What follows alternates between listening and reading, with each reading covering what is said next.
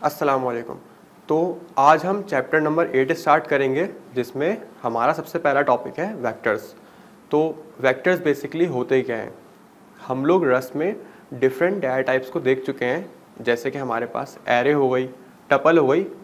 तो वेक्टर्स भी हमारे पास बेसिकली एक और न्यू डाटा टाइप है। हमारे पास बुक में वेक्टर को एक डाटा स्ट्रक्चर भी कहा गया है। तो डाटा स्ट्रक्चर बेसिकली होता क्या है?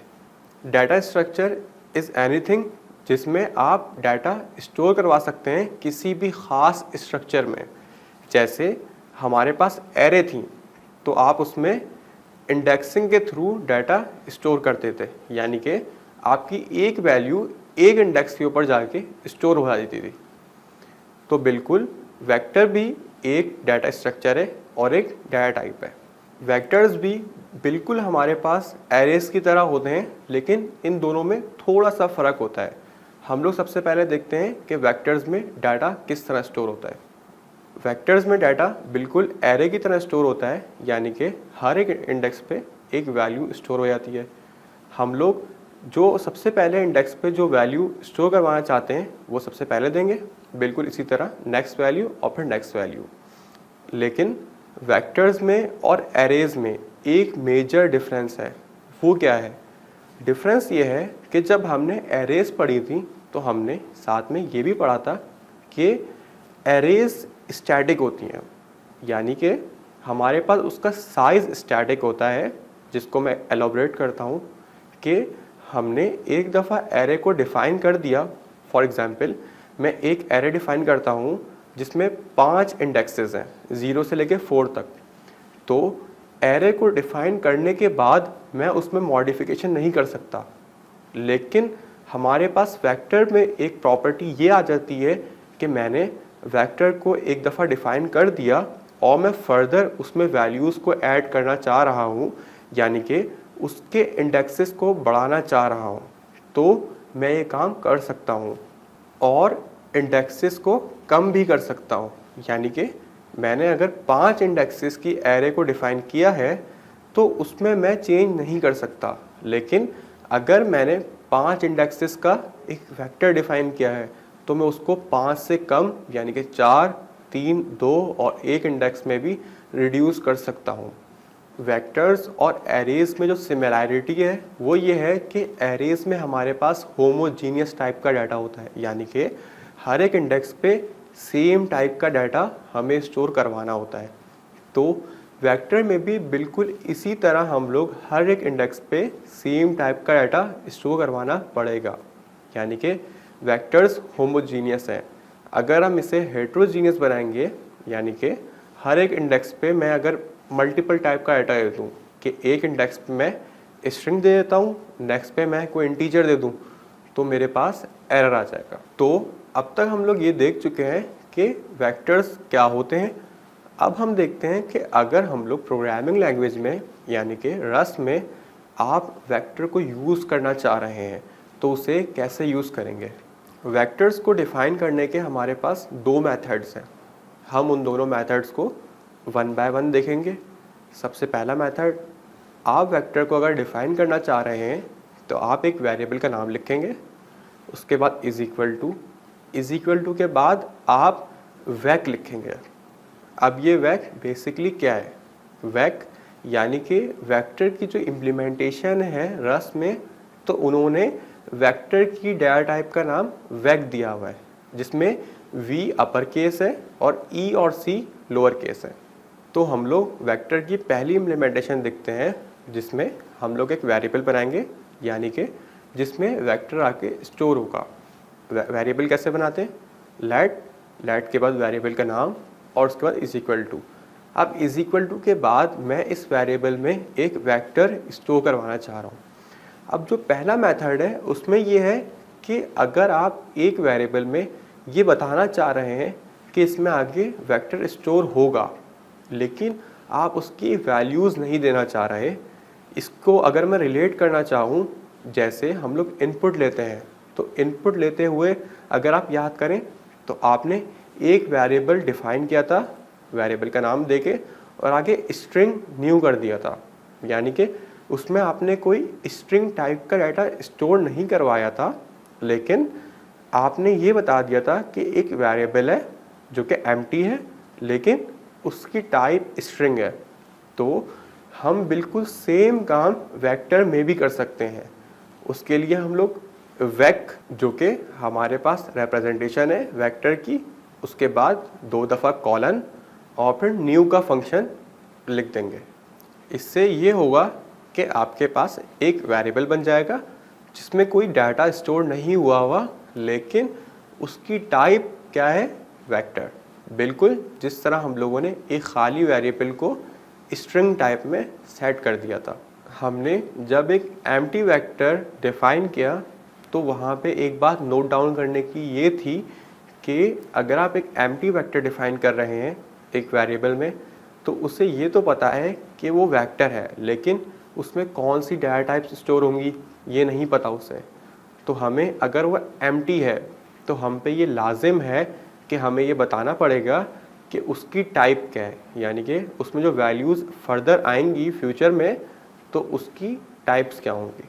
तो उसके लिए मैं वेरिएबल के नाम के आगे कॉलन, कॉलन के बाद वेक जो कि डाटा टाइप का नाम है, और उसके आगे एंगुलर ब्रैकेट में मैं डाटा टाइप का नाम दे दूंगा। अब हम लोग सेकंड मेथड देखते हैं कि अगर हम जब वेक्टर का वेरिएबल डिफाइन कर रहे हो और साथ में हमारे पास कुछ वैल्यूज़ भी हों और हम उन वैल्यूज़ को उस वेक्टर की फॉर्म में स्टोर करवाना चाहें तो कैसे कर सकते हैं। ऑब्वियसली सबसे पहले आप एक वेरिएबल बनाएंगे, उसका कोई ना कोई नाम देंगे जो कि आपके ऊपर डिपेंड है। उसके बाद आप इज इक्वल टू लगाएंगे, इज इक्वल टू के बाद आप वेक्टर का मैक्रो यूज़ करेंगे। तो अगर हम वेक्टर को सेकंड इम्प्लीमेंटेशन में इम्प्लीमेंट करना चाहें, यानी कि हमारे पास वेक्टर की कुछ वैल्यूज़ हो और हम वेक्टर का वेरिएबल बनाते वक्त ही हम लोग उन वैल्यूज़ को उस वेरिएबल में स्टोर करवाना चाहें तो कैसे करवा सकते हैं। पुराने मेथड में तो ये था कि हमने एक वेरिएबल बना दिया था और लेकिन उसमें कोई डाटा नहीं था। इसमें हम लोग डाटा भी देना चाह रहे हैं, तो उसके लिए क्या करेंगे, उसके लिए आप एक वेरिएबल का नाम देंगे यानी कि जिसमें आके वो वेक्टर स्टोर होगा। उसके बाद इज इक्वल टू लगाएंगे, इज इक्वल टू के बाद आप वेक का मैक्रो यूज़ करेंगे। अब मैक्रो आप लोग जानते हैं कि हम लोग एक्सक्लेमेशन के मार्क के साथ यूज़ करते हैं। अब वेक का मैक्रो कैसे होगा, वेक यानी कि VEC और उसका एक्सक्लेमेशन मार्क और आगे स्क्वायर ब्रैकेट, और इन स्क्वायर ब्रैकेट्स के अंदर आप वैल्यूज़ दे देंगे। तो अब हम लोग कोड में देखते हैं कि हम वेक्टर को इन दोनों इम्प्लीमेंटेशन के साथ कैसे डिफाइन कर सकते हैं। मैं एक प्रोजेक्ट बना लेता हूँ, चैप्टर 8, और फिर उस प्रोजेक्ट के अंदर मैं चेंज डायरेक्टरी करूँगा और यहाँ पे विजुअल स्टूडियो कोड खोल लेता हूँ। तो अब हम कोड में देखने जा रहे हैं कि हम लोग वेक्टर को दोनों तरीक़ों से कैसे इम्प्लीमेंट कर सकते हैं। पहला तरीका क्या था कि आप वेक्टर को बगैर किसी डाटा के साथ एक वेरिएबल में डिफाइन करना चाह रहे हैं। तो सबसे पहले मैं एक वेरिएबल बना देता हूँ, उसका नाम सपोज करें मैं रख देता हूँ v। उसके बाद मैं वेक लिखूँगा और क्योंकि ये एसोसिएटिव फंक्शन है एक न्यू के नाम से, तो मैं वो फंक्शन को कॉल कर लेता हूँ। तो इस तरह मैं एक वेक्टर को डिफाइन कर सकता हूँ। लेकिन इस डेफिनेशन में एक प्रॉब्लम है, वो ये है कि मैंने इस v के वेरिएबल में एक वेक्टर तो बना दिया, लेकिन जैसा आप लोग जानते हैं कि हमें टाइप भी बताना पड़ती है रस को, ताकि जब वो कंपाइल करे तो उसे उस वेरिएबल की टाइप मालूम हो। अब हमने यहाँ पे कोई डाटा तो स्टोर करवाया नहीं है जिससे वो उस टाइप को कैच कर ले, तो हमें टाइप भी बतानी पड़ेगी साथ में कि एक वेरिएबल है जिसमें वेक्टर है और उसकी टाइप ये है। टाइप देने के लिए मैं वेरिएबल के बाद कॉलन लगाऊंगा, कॉलन के बाद वेक, और मैं यहाँ पे एंगुलर ब्रैकेट के अंदर टाइप दे दूंगा। फॉर एग्जांपल मुझे इंटीजर का वेक्टर बनाना था तो मैंने I32 दे दी। अब हम लोग अपनी सेकंड एग्जांपल देखते हैं, यानी कि इस सिनेरियो में मेरे पास है कि मेरे पास कुछ सेट ऑफ वैल्यूज़ है और मैं उनको वेक्टर में स्टोर करवाना चाहता हूँ। उसके लिए ऑब्वियसली मैं सबसे पहले तो एक वेरिएबल बनाऊंगा जिसका नाम रख देता हूँ मैं v1 इज इक्वल टू, अब अगर मुझे कुछ वैल्यूज़ को स्टोर करवाना है तो मैं वैक का मैक्रो यूज़ करूँगा। मैंने मैक्रो यूज़ किया, उसके बाद स्क्वायर ब्रैकेट लगाए।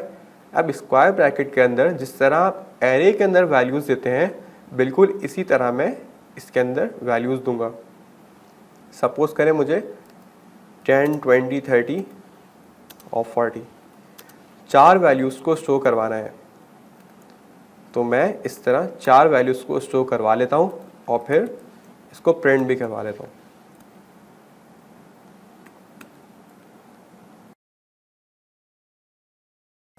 अब मैं कोड को रन करता हूँ, कार्गो रन,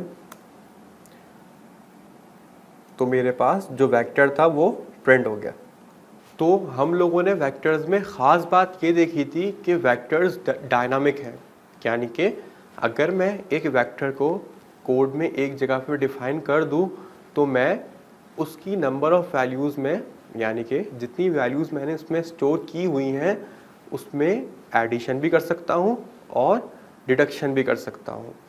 तो अब इस प्रॉपर्टी को, जो कि इसको बाकी सारी डाटा टाइप्स के साथ जो हमने अब तक पढ़ी हैं उससे डिफरेंशिएट करती है, इसे यूज़ कैसे करेंगे।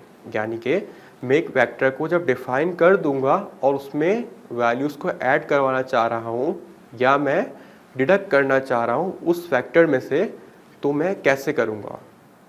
इसके लिए हमारे पास दो फंक्शंस हैं। एक फंक्शन वैल्यू को वेक्टर में ऐड करने के लिए है जिसका नाम है पुश, और दूसरा फंक्शन जिससे हम वेक्टर से वैल्यू को रिमूव कर सकते हैं उसका नाम है पॉप। तो हम लोग पुश फंक्शन को कैसे यूज़ करेंगे, आप वेक्टर का नाम, जो भी आपने वेक्टर का नाम दिया है, उसके बाद डॉट के बाद पुश का फंक्शन कॉल करेंगे।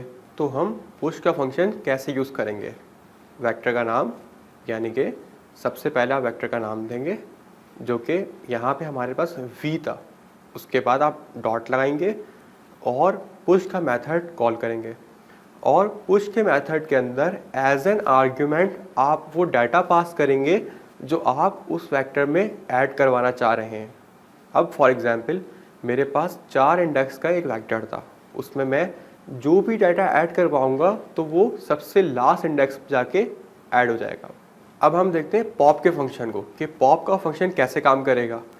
पॉप का फंक्शन बिल्कुल जिस तरह आपने पुश का फंक्शन कॉल किया था, यानी कि वेक्टर का नाम, वेक्टर के नाम के बाद डॉट के बाद पॉप, लेकिन इस मेथड को कॉल करवाते हुए आप कोई आर्ग्यूमेंट पास नहीं करेंगे। क्यों? क्योंकि पॉप का फंक्शन सबसे जो लास्ट इंडेक्स है उसको रिमूव कर देता है। तो अगर आप पॉप का फंक्शन बगैर किसी आर्ग्यूमेंट के कॉल करवाते हैं तो सबसे लास्ट इंडेक्स जो वेक्टर में होगा वो रिमूव हो जाएगा। तो अब हम कोड में देखते हैं कि हम इन दोनों फंक्शंस को कैसे यूज़ कर सकते हैं। तो अगर हम इन दोनों फंक्शंस को यूज़ करना चाह रहे हैं, उसके लिए मैं सबसे पहले एक वेक्टर डिफाइन कर देता हूँ, उसका नाम v। उसके बाद मैं वैक का मैक्रो कॉल करता हूँ और इसमें मैं 4 वैल्यूज़ दे देता हूँ। अब मेरे पास एक वेक्टर डिफाइन हो चुका है जो कि v नाम के एक वेरिएबल में स्टोर है। अब मैं अगर चाहूँ कि इन वैल्यूज़ में जो स्टोर है उसमें कुछ एडिशन कर दूँ या डिडक्शन कर दूँ, तो मैं कुछ फंक्शन यूज़ करूँगा।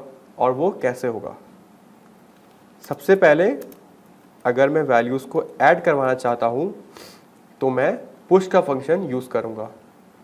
पुश के फंक्शन के लिए सबसे पहले वेक्टर का नाम जिसमें आप पुश करवाना चाह रहे हैं, जो कि मेरे पास v है, उसके बाद डॉट के बाद पुश, और इस मेथड के आर्ग्यूमेंट में आप वो वैल्यू देंगे जो आप ऐड करवाना चाह रहे हैं। सपोज करें मैं 50 ऐड करवाना चाह रहा हूँ, तो मैं 50 लिख देता हूँ।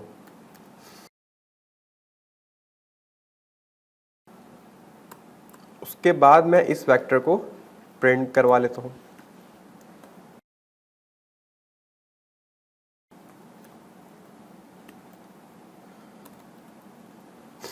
और मैं इस पॉइंट पे भी इसको प्रिंट करवा लेता हूँ। यानी कि मैं सबसे पहली जो प्रिंट की स्टेटमेंट लिख रहा हूँ वो जब मैंने वेक्टर में पुश नहीं करवाया हुआ, और सेकंड प्रिंट की स्टेटमेंट जब काम कर रही है जब मैंने पुश करवा चुका हूँ। और वेक्टर में पुश करवाने के लिए आपको एक वेक्टर को म्यूटेबल भी बनाना पड़ेगा। उसके लिए मैं यहाँ पे MUT का कीवर्ड यूज़ करूँगा। अब मैं अपने कोड को रन करता हूँ, कार्गो रन। तो आप लोग देख सकते हैं कि सबसे पहले जब वेक्टर प्रिंट हुआ, यानी कि जब उसमें कोई वैल्यू पुश नहीं हुई थी, तो उसने वेक्टर को एज इट इज़ प्रिंट कर दिया। और जब मैंने उसमें एक वैल्यू जो कि 50 थी उसे पुश करवा दिया, तो उसके बाद वो ऐड होके लास्ट इंडेक्स पे वो वैल्यू प्रिंट हो गई। अब हम एक एम्प्टी वेक्टर में भी एडिशन करवा सकते हैं। तो मैं यहाँ पे इस वेक्टर को सपोज करें एक एम्प्टी वेक्टर बना देता हूँ, और उसके लिए मैं वैक न्यू, और यहाँ पे मुझे उसकी डाटा टाइप देना पड़ेगी क्योंकि मैं एक एम्प्टी वेक्टर को इनिशियलाइज करवा रहा हूँ।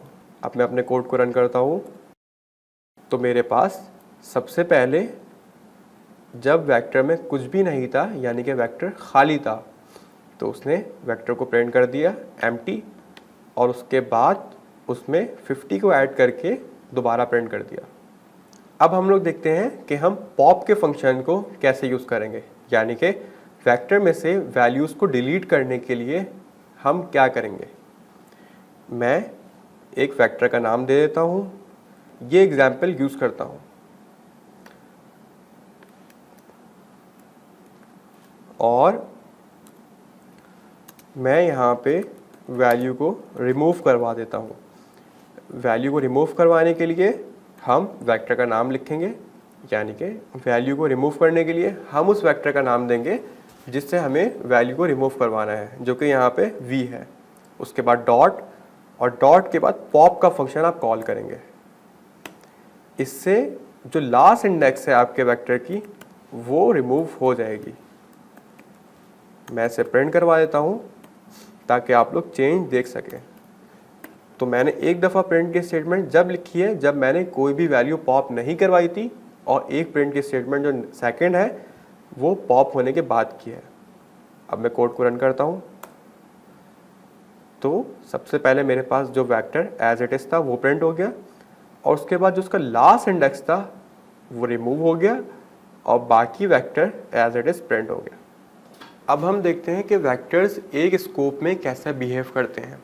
यानी कि जिस तरह हम लोग कोई वेरिएबल डिक्लेयर करते थे या कोई और डाटा टाइप जैसे एरे हो गई या टपल हो गई, उसको हम किसी स्कोप में डिक्लेयर कर देते थे, और स्कोप के ख़त्म होने के बाद वो डाटा टाइप यानी कि वो वेरिएबल ड्रॉप हो जाता था, यानी कि इनवैलिड हो जाता था, हम उसे एक्सेस नहीं कर सकते थे। तो वेक्टर्स भी बिल्कुल इसी तरह ड्रॉप हो जाते हैं एक स्कोप के ख़त्म होने के बाद, यानी कि वो सिर्फ अपने स्कोप के अंदर वैलिड रहते हैं। अब हम कोड में देखते हैं कि वेक्टर्स किस तरह अपने स्कोप के बाहर इनवैलिड हो जाते हैं। तो मैं इस मेन फंक्शन में एक स्कोप डिक्लेयर कर देता हूँ, और इस स्कोप के अंदर मैं एक वेक्टर डिक्लेयर करता हूँ जिसमें 5 वैल्यूज़ को सेव कर लेता हूँ, और मैं प्रिंट करवा देता हूँ इसी स्कोप के अंदर। अब मैं कोड को रन करता हूँ, कार्गो रन, तो मेरे पास वेक्टर प्रिंट हो गया। लेकिन अगर मैं इसी वेक्टर को इस स्कोप से बाहर एक्सेस करता हूँ, तो जिस तरह बाकी वेरिएबल्स रस्ट में बिहेव करते हैं, तो वेक्टर भी बिल्कुल इसी तरह ड्रॉप हो जाएगा और इस स्कोप से बाहर वैलिड नहीं रहेगा। मैंने कोड को रन किया, मेरे पास एरर आ गया कि not found in this scope. अब हम देखते हैं कि हम वेक्टर से वैल्यूज़ को रीड कैसे कर सकते हैं। जैसे मेरे पास एक वेक्टर डिफाइंड है और उसके किसी भी एक इंडेक्स की वैल्यू को मैं रीड करना चाह रहा हूँ, यानी कि एक्सेस करना चाह रहा हूँ, तो मैं कैसे करूँगा। इसके लिए आप एक वेरिएबल बनाएंगे जिसका नाम आप अपनी मर्ज़ी से कुछ भी दे सकते हैं। उसके बाद इज़ इक्वल टू के बाद वेक्टर का नाम फॉर एग्जांपल अगर मेरे पास यहाँ पे v है तो मैं v दे दूँगा। v के बाद स्क्वायर ब्रैकेट, और स्क्वायर ब्रैकेट के अंदर आप वो इंडेक्स नंबर देंगे जिस वैल्यू को आप एक्सेस करना चाह रहे हैं। फॉर एग्जांपल अगर मैं सेकंड इंडेक्स की वैल्यू को एक्सेस करना चाह रहा हूँ तो मैं 2 पास कर दूँगा। और आप अगर उस इंडेक्स की वैल्यू का रेफरेंस क्रिएट करना चाह रहे हैं तो आप वो भी कर सकते हैं। रेफरेंस क्रिएट करने के लिए आप इज़ इक्वल टू के बाद जब वेक्टर का नाम और स्क्वायर ब्रैकेट लगा रहे हैं तो वेक्टर के नाम से पहले एक %, का साइन लगा दें और साथ में एक डाटा टाइप डिफाइन कर दें उस वेरिएबल की, और डाटा टाइप के साथ भी %, का साइन लगा दें। एक तरीका ये भी है कि आप उस वेक्टर के ऊपर गेट का मेथड कॉल करें। अब गेट का मेथड आप कैसे कॉल करेंगे, उसके लिए आप वेक्टर का नाम देंगे डॉट के बाद गेट एक मेथड है। ये मेथड पैरामीटर एक इंडेक्स लेता है। जैसे अगर मुझे सेकंड इंडेक्स की वैल्यू को एक्सेस करना है तो मैं इसमें गेट के मेथड में एज अ पैरामीटर 2 पास कर दूंगा। लेकिन हमने जो स्टार्ट के 2 तरीके देखे उसमें आपको वैल्यू एज इट इज़ मिल रही है। गेट का मेथड क्या करता है, वो आपको एक ऑप्शन टाइप जो हमने ऑप्शन इनम पढ़ी थी वो रिटर्न करता है। और ऑप्शन इनम की 2 पॉसिबिलिटीज़ थी, एक थी सम और एक थी नन। तो अगर कोई वैल्यू होगी उस इंडेक्स पे तो वो सम की फॉर्म में, यानी सम के वेरिएंट के साथ वो रिटर्न कर देगा, और अगर उस इंडेक्स पे कोई वैल्यू ना होगी तो वो नन रिटर्न कर देगा। अब जो मैंने आपको तीनों तरीके बताए हैं कि आप एक्सेस करना चाह रहे हैं वैल्यू को, या रेफरेंस देना चाह रहे हैं, या गेट का मेथड कॉल करके एक्सेस करना चाह रहे हैं, तो हम उसको कोड में देखते हैं कि आप इन तीनों तरीकों से कैसे किसी भी वेक्टर की सिंगल इंडेक्स को एक्सेस कर सकते हैं। मैं एक वेक्टर डिक्लेयर करता हूं जिसकी मुझे वैल्यू को एक्सेस करना है। इस वेक्टर का नाम मैं v दे देता हूं और वेक के मैक्रो को यूज़ करके इसमें कुछ वैल्यूज़ को ऐड कर देता हूं। मैंने इसमें 5 वैल्यूज़ ऐड कर दी। अब मैं उन तीनों तरीक़ों से आपको करके दिखाऊंगा कि आप किसी भी एक इंडेक्स की वैल्यू को एक्सेस कैसे कर सकते हैं। फॉर एग्जाम्पल मैं सबसे पहले एक वेरिएबल बना लेता हूं element1, और इसमें सबसे पहले तरीके से एक्सेस करके देखते हैं। मैं वेक्टर का नाम दूंगा स्क्वायर ब्रैकेट के बाद वो इंडेक्स दूंगा जिसकी वैल्यू को एक्सेस करना चाह रहा हूं।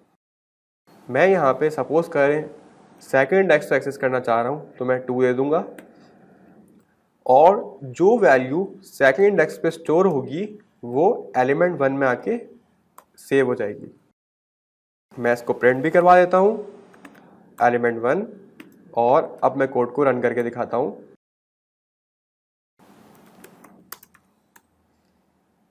तो मेरे पास उस सेकंड इंडेक्स की वैल्यू जो कि element1 के वेरिएबल में आके स्टोर हो गई थी वो 6 थी और वो प्रिंट हो गई। अब मैं सेकंड मेथड यानी कि अगर मैं रेफरेंस पास करना चाह रहा हूँ उस वेक्टर के इंडेक्स का तो वो मैं कैसे कर सकता हूँ। मैं एक और वेरिएबल बना लेता हूँ element2 के नाम से, और उसके दूसरे साइड पे मैं वेक्टर का नाम और कर्ली ब्रैकेट के अंदर वेक्टर का नाम और स्क्वायर ब्रैकेट के अंदर मैं इंडेक्स तो दूंगा ही, लेकिन साथ में मैं एक %, का सिंबल, और इसमें जो वैल्यू आकर रिटर्न हो रही है वो भी मैं डाटा टाइप के साथ %, के सिंबल के साथ बता सकता हूँ, जो कि मेरे पास i32 है। अब मैं आपको इसे भी प्रिंट करके दिखा देता हूँ। एलिमेंट 2 को प्रिंट किया मैंने, तो मेरे पास फिर 6 आके प्रिंट हो गया। और ज़रूरी नहीं है कि आप साथ में डाटा टाइप भी मेंशन करें। अगर आप सिर्फ रेफरेंस पास करना चाह रहे हैं बगैर डाटा टाइप को एनोटेट किए, तो आप ऐसे भी कर सकते हैं। ऐसे ही मेरे पास 6 और 6 आ गए। अब हम तीसरा मेथड देखते हैं जिसमें हम गेट का मेथड यूज़ करेंगे उस इंडेक्स की वैल्यू को एक्सेस करने के लिए। मैं एक वेरिएबल बना देता हूँ लेट एलिमेंट 3, और अब मैं गेट का मेथड यूज़ करूँगा उस इंडेक्स की वैल्यू को एक्सेस करने के लिए। सबसे पहले जिस वेक्टर की वैल्यू एक्सेस करना है वो क्या है, v। डॉट के बाद मेथड का नाम है गेट। गेट के अंदर मैं इंडेक्स पास करूँगा जिस इंडेक्स की वैल्यू को एक्सेस करना चाह रहा हूँ। मैं यहाँ पे भी 2 ही पास कर देता हूँ, यानी कि मुझे 6 चाहिए। और अब मैं एलिमेंट 3 को भी प्रिंट करवा देता हूँ। अब जैसा मैं आपको बता चुका था कि ये आपको ऑप्शन टाइप का एक वेरिएंट रिटर्न करता है, तो उसके लिए मुझे कॉलन क्वेश्चन मार्क लगाना पड़ेगा। अब मैं इसे प्रिंट करता हूँ, तो आप देख सकते हैं कि मेरे पास सम 6 प्रिंट हो गया, यानी कि उसने ऑप्शन टाइप में देखा कि डाटा है उस इंडेक्स के ऊपर, तो वेरिएंट यानी कि सम है और सम के साथ मुझे रिटर्न कर दिया।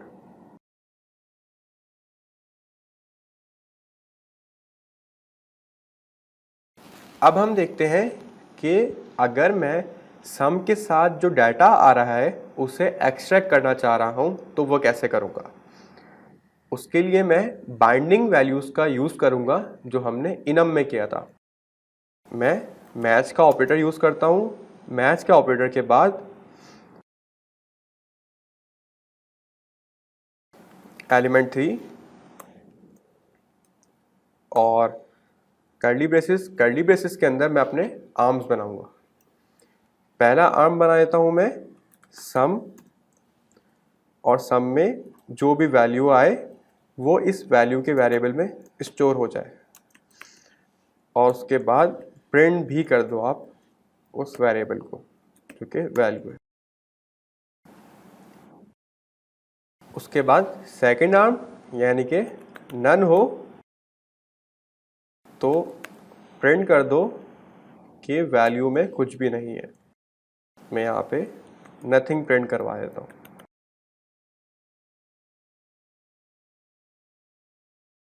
अब मैं अपने कोड को रन करता हूँ।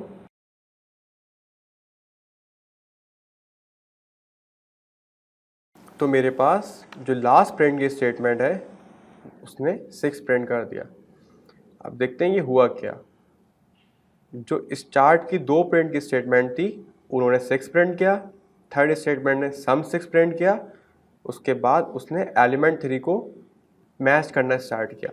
अब एलिमेंट 3 में क्या सेफ था, सम 6। उसने पहला पैटर्न मैच किया सम 6 जो कि मैच हो गया, और 6 जो डाटा था वो वैल्यू के वेरिएबल में आके स्टोर हो गया। और पैटर्न मैच हो जाने के बाद उसने अपने आर्म का कोड एग्जीक्यूट किया और जो डाटा था उसे प्रिंट करवा दिया। तो हमने देखा कि अगर हम वेक्टर की किसी भी इंडेक्स की इंडिविजुअल वैल्यू को एक्सेस करना चाह रहे हैं तो कैसे कर सकते हैं। अब हम देखते हैं कि अगर हम ऐसे इंडेक्स को एक्सेस करते हैं जो कि नॉन एग्जिस्टेंट है, यानी कि एक वेक्टर में 0 से लेके 5 तक इंडेक्सेस हैं लेकिन उसमें 6 से आगे कोई इंडेक्स नहीं है, तो अगर मैं 6 से आगे किसी भी इंडेक्स को एक्सेस करूंगा तो मेरे पास क्या आएगा। हमारे पास 2 मेथड थे इंडेक्स की वैल्यू को एक्सेस करने के। एक स्क्वायर मेथड था जिसमें आप वेक्टर का नाम और स्क्वायर में इंडेक्स पास कर देते हैं। अगर हम इस मेथड के थ्रू किसी भी इंडेक्स जो कि नॉन एग्जिस्टेंट है उसको एक्सेस करेंगे तो हमारे पास पैनिक आ जाएगा जो कि एक एरर है। लेकिन अगर हम गेट के मेथड में ऐसे इंडेक्स पास करते हैं जो कि नॉन एग्जिस्टेंट है तो आपके पास एरर नहीं आएगा, आपके पास नन आ जाएगा। अब हम कोड में देखते हैं कि ये दोनों मेथड कैसे काम करेंगे। मैं एक वेक्टर डिक्लेयर कर देता हूँ, let v is equal to वैक,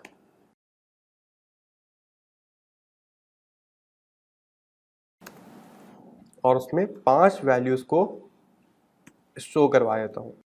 यानी कि मैं अगर 4th इंडेक्स को एक्सेस करूँगा तो वो मेरे पास सक्सेसफुली एक्सेस हो जाएगा। जैसे करके देखते हैं। मैंने 4 इंडेक्स को एक्सेस किया जो कि मेरा लास्ट इंडेक्स है। कोड को रन किया और मेरे पास लास्ट इंडेक्स पे जो वैल्यू थी वो प्रिंट हो गई। लेकिन अगर मैं फर्दर आगे जाता हूँ, ऐसे इंडेक्स को एक्सेस करता हूँ जो कि है ही नहीं, जैसे 5 हो गया, तो मेरे पास एरर आ जाएगा। कोड को रन किया, मेरे पास एरर आ गया जो कि पैनिक है।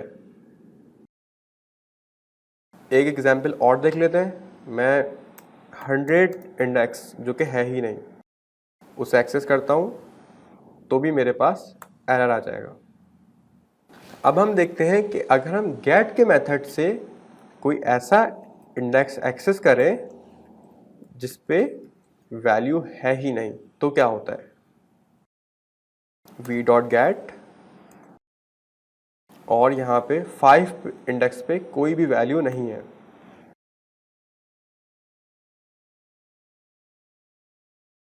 अब मैं अपने कोड को रन करता हूँ तो मेरे पास नन प्रिंट हो गया, यानी कि मेरे पास एरर नहीं आया।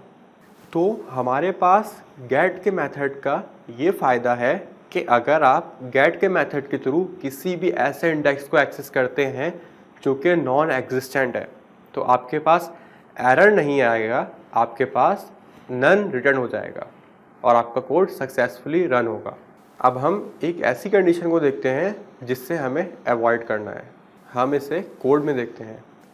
अब वो कंडीशन क्या है, मैं सबसे पहले एक वेक्टर डिफाइन कर देता हूँ जिसमें मेरे पास कुछ वैल्यूज़ हैं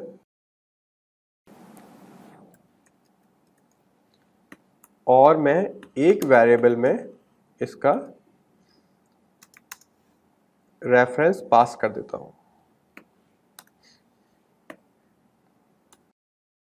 उसके बाद मैं एक पुश का मेथड यूज़ करता हूँ और एक वैल्यू को पुश करवा देता हूँ। अब मैं इस कोड को रन करता हूँ तो मेरे पास कोई ना कोई एरर आएगा। अब मैं उस एलिमेंट को एक्सेस भी करता हूँ।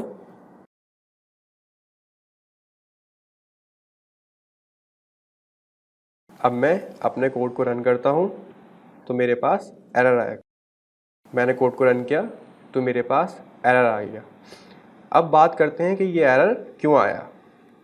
हमने अभी एक कोड देखा जिसमें एक एरर आ गया, तो ये एरर क्यों आ गया है और आपको इस सिचुएशन से अवॉइड करना है। ये एरर जो हमने चैप्टर 4 में एक कॉन्सेप्ट पढ़ा था कि आप एक वक्त में म्यूटेबल रेफरेंस और रेफरेंस एक साथ पास नहीं कर सकते किसी भी वेरिएबल का। अब हमने क्या किया, जो एलिमेंट का वेरिएबल है उसमें एक इम्यूटेबल रेफरेंस पास कर दिया और जो गेट का मेथड है उसमें एक म्यूटेबल रेफरेंस पास किया हुआ है। तो आपके पास इस वजह से ये एरर आ गया है। अब हम देखेंगे कि हम वेक्टर की वैल्यूज़ के ऊपर इटरेशन कैसे कर सकते हैं, यानी कि किसी भी लूप को कैसे परफॉर्म कर सकते हैं वेक्टर के ऊपर। आप अगर एक फॉर लूप यूज़ करना चाह रहे हैं एक वेक्टर के ऊपर तो आप फॉर का कीवर्ड यूज़ करेंगे। फॉर के कीवर्ड के बाद लूप वेरिएबल का नाम देंगे। लूप वेरिएबल के नाम के बाद आप इन का कीवर्ड यूज़ करेंगे और इन के कीवर्ड के बाद आप जिस वेक्टर के ऊपर ये लूप को इटरेट करवाना चाह रहे हैं आप उस वेक्टर का नाम देंगे। उसके बाद आप कर्ली ब्रैकेट लगाएंगे और लूप की बॉडी लिखेंगे। अब हम कोड में देखते हैं कि इसको कैसे परफॉर्म करेंगे। मैं सबसे पहले एक वेक्टर डिक्लेयर कर देता हूँ और उसमें कुछ वैल्यूज़ स्टोर करवा देता हूँ।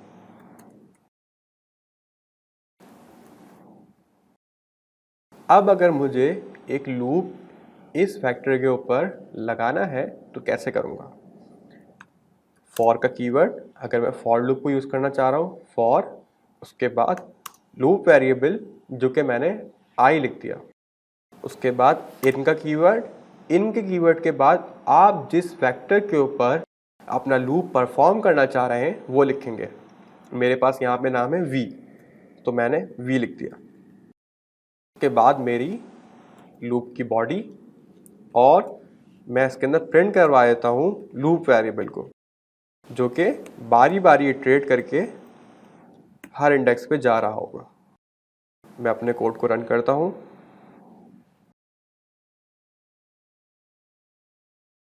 तो मेरे पास वो लूप बारी बारी हर इंडेक्स पे गया और उसने हर इंडेक्स की वैल्यू को प्रिंट कर दिया।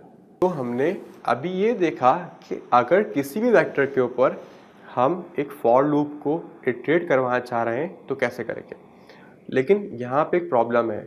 वो प्रॉब्लम ये है कि हमने जब इन के कीवर्ड के बाद वेक्टर का नाम दिया तो हमने वो वेक्टर का नाम डायरेक्टली पास कर दिया, यानी कि उस वेक्टर की ऑनरशिप उस लूप के पास चली गई और उसके बाद आप उस वेक्टर को अपने कोड में यूज़ नहीं कर सकते। आपको इससे बचने के लिए एक रेफरेंस को यूज़ करना पड़ेगा, जैसे हम लोगों ने चैप्टर 4 में किया था कि आप बजाय पूरी ऑनरशिप देने के रेफरेंस पास कर दें। उसके लिए आप वेक्टर के नाम से पहले %का सिंबल लगा देंगे। अब सबसे पहले इस गलती को कोड में देखते हैं और फिर रेफरेंस को पास करके लूप की इटरेशन दोबारा देखते हैं। हमारा कोड परफेक्टली चल गया था, लेकिन प्रॉब्लम ये है कि अगर मैं जहाँ पे प्रिंट करवा दूँ वेक्टर को तो मेरे पास एरर आएगा। और वो क्यों आएगा? जो कि एरर खुद बताएगा कि ऑनरशिप मूव हो गई है। आप देख सकते हैं कि यहाँ पे मूव का एरर आ गया। अब इसको प्रिवेंट करने के लिए मैं यहाँ पे बजाय ऑनरशिप पास करने के मैं उसका रेफरेंस पास कर दूंगा। उससे मेरे पास लूप भी चल जाएगा और वेक्टर इटसेल्फ प्रिंट भी हो जाएगा, जैसा आप देख सकते हैं। अगर हम हर इटरेशन के ऊपर उस इंडेक्स की वैल्यू में कुछ चेंज करवाना चाह रहे हैं तो वो कैसे करेंगे? उसके लिए सिंपली आप एक म्यूटेबल रेफरेंस उस लूप में पास कर देंगे और आप उस लूप की हर इटरेशन पे जो वैल्यू आ रही है आप उसमें चेंज कर सकते हैं। अब इसे कोड में देखते हैं। फॉर एग्जाम्पल, मैं एक लूप चलाना चाह रहा हूँ और हर इंडेक्स की वैल्यू में मैं 100 का इंक्रीमेंट करना चाह रहा हूँ। तो मैं अगर सिंपल रेफरेंस पास कर रहा हूँ तो मेरे पास चेंज नहीं होगा। उसके लिए मुझे म्यूटेबल रेफरेंस पास करना पड़ेगा और अपने वेक्टर को भी मुझे म्यूटेबल बनाना पड़ेगा। अब अगर मैं हर इटरेशन पे जो वैल्यू आ रही है उसमें 50 को ऐड करवाना चाह रहा हूँ तो वो मैं कैसे करूँगा?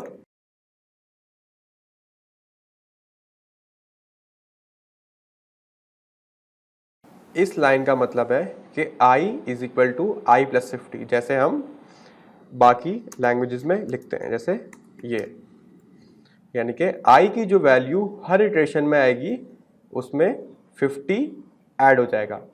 लेकिन क्योंकि आपने रेफरेंस पास किया है तो उसकी वैल्यू में चेंज करने के लिए हमें इस वेरिएबल को डी रेफरेंस करना पड़ेगा। डी रेफरेंस का पूरा टॉपिक है आगे, लेकिन हम यहाँ पे देखते हैं कि डी रेफरेंसिंग कैसे होती है। उसके लिए आपको एक स्टैरिक लगाना पड़ेगा डी रेफरेंस करने के लिए। अब मैं अपने कोड को रन करता हूँ। मेरा कोड रन हुआ तो अब आप देख सकते हैं कि हर वैल्यू में 50 का एडिशन हो गया है। अब हम एक लास्ट एग्जाम्पल देखते हैं कि हम इनम को वेक्टर के साथ कैसे यूज़ कर सकते हैं। हम लोग इस एग्जाम्पल में ये करेंगे कि एक इनम बनाएंगे और उसकी इंस्टेंसेस को हम वेक्टर की हर एक इंडेक्स पे सेव कर देंगे। मैं एक इनम बनाता हूँ जो है स्प्रेडशीट सेल। जैसे आपने माइक्रोसॉफ्ट एक्सेल या गूगल शीट्स देखी होंगी तो हमारे पास उसमें सेल्स होते हैं। अब उस सेल में आप एक इंटीजर वैल्यू भी स्टोर कर सकते हैं, उसमें फ्लोट भी कर सकते हैं, उसमें स्ट्रिंग भी कर सकते हैं और भी कर सकते हैं। लेकिन हम यहाँ पे 3 ही टाइप्स लेते हैं कि मेरे पास एक स्प्रेडशीट सेल है जो कि इनम का नाम हो गया और उसके 3 वेरिएंट्स हैं, एक इंटीजर है, एक फ्लोट है और एक स्ट्रिंग है। फिर मैं उन तीनों की इंस्टेंसेस बनाऊंगा और उनको वेक्टर के अंदर स्टोर कर दूंगा। अब हम कोड में देखते हैं कि मैं इसको किस तरह परफॉर्म करूंगा। जैसे मैंने कंडीशन बताई कि मेरे पास एक इनम है, इनम का नाम मैं देता हूँ स्प्रेडशीट सेल और उसके 3 वेरिएंट्स हैं। एक इंटीजर हो गया जो कि अपने साथ एक i32 का वैल्यू लेगा, एक फ्लोट हो गया जो अपने साथ एक f64 टाइप की वैल्यू लेगा और एक मेरे पास स्ट्रिंग हो गया।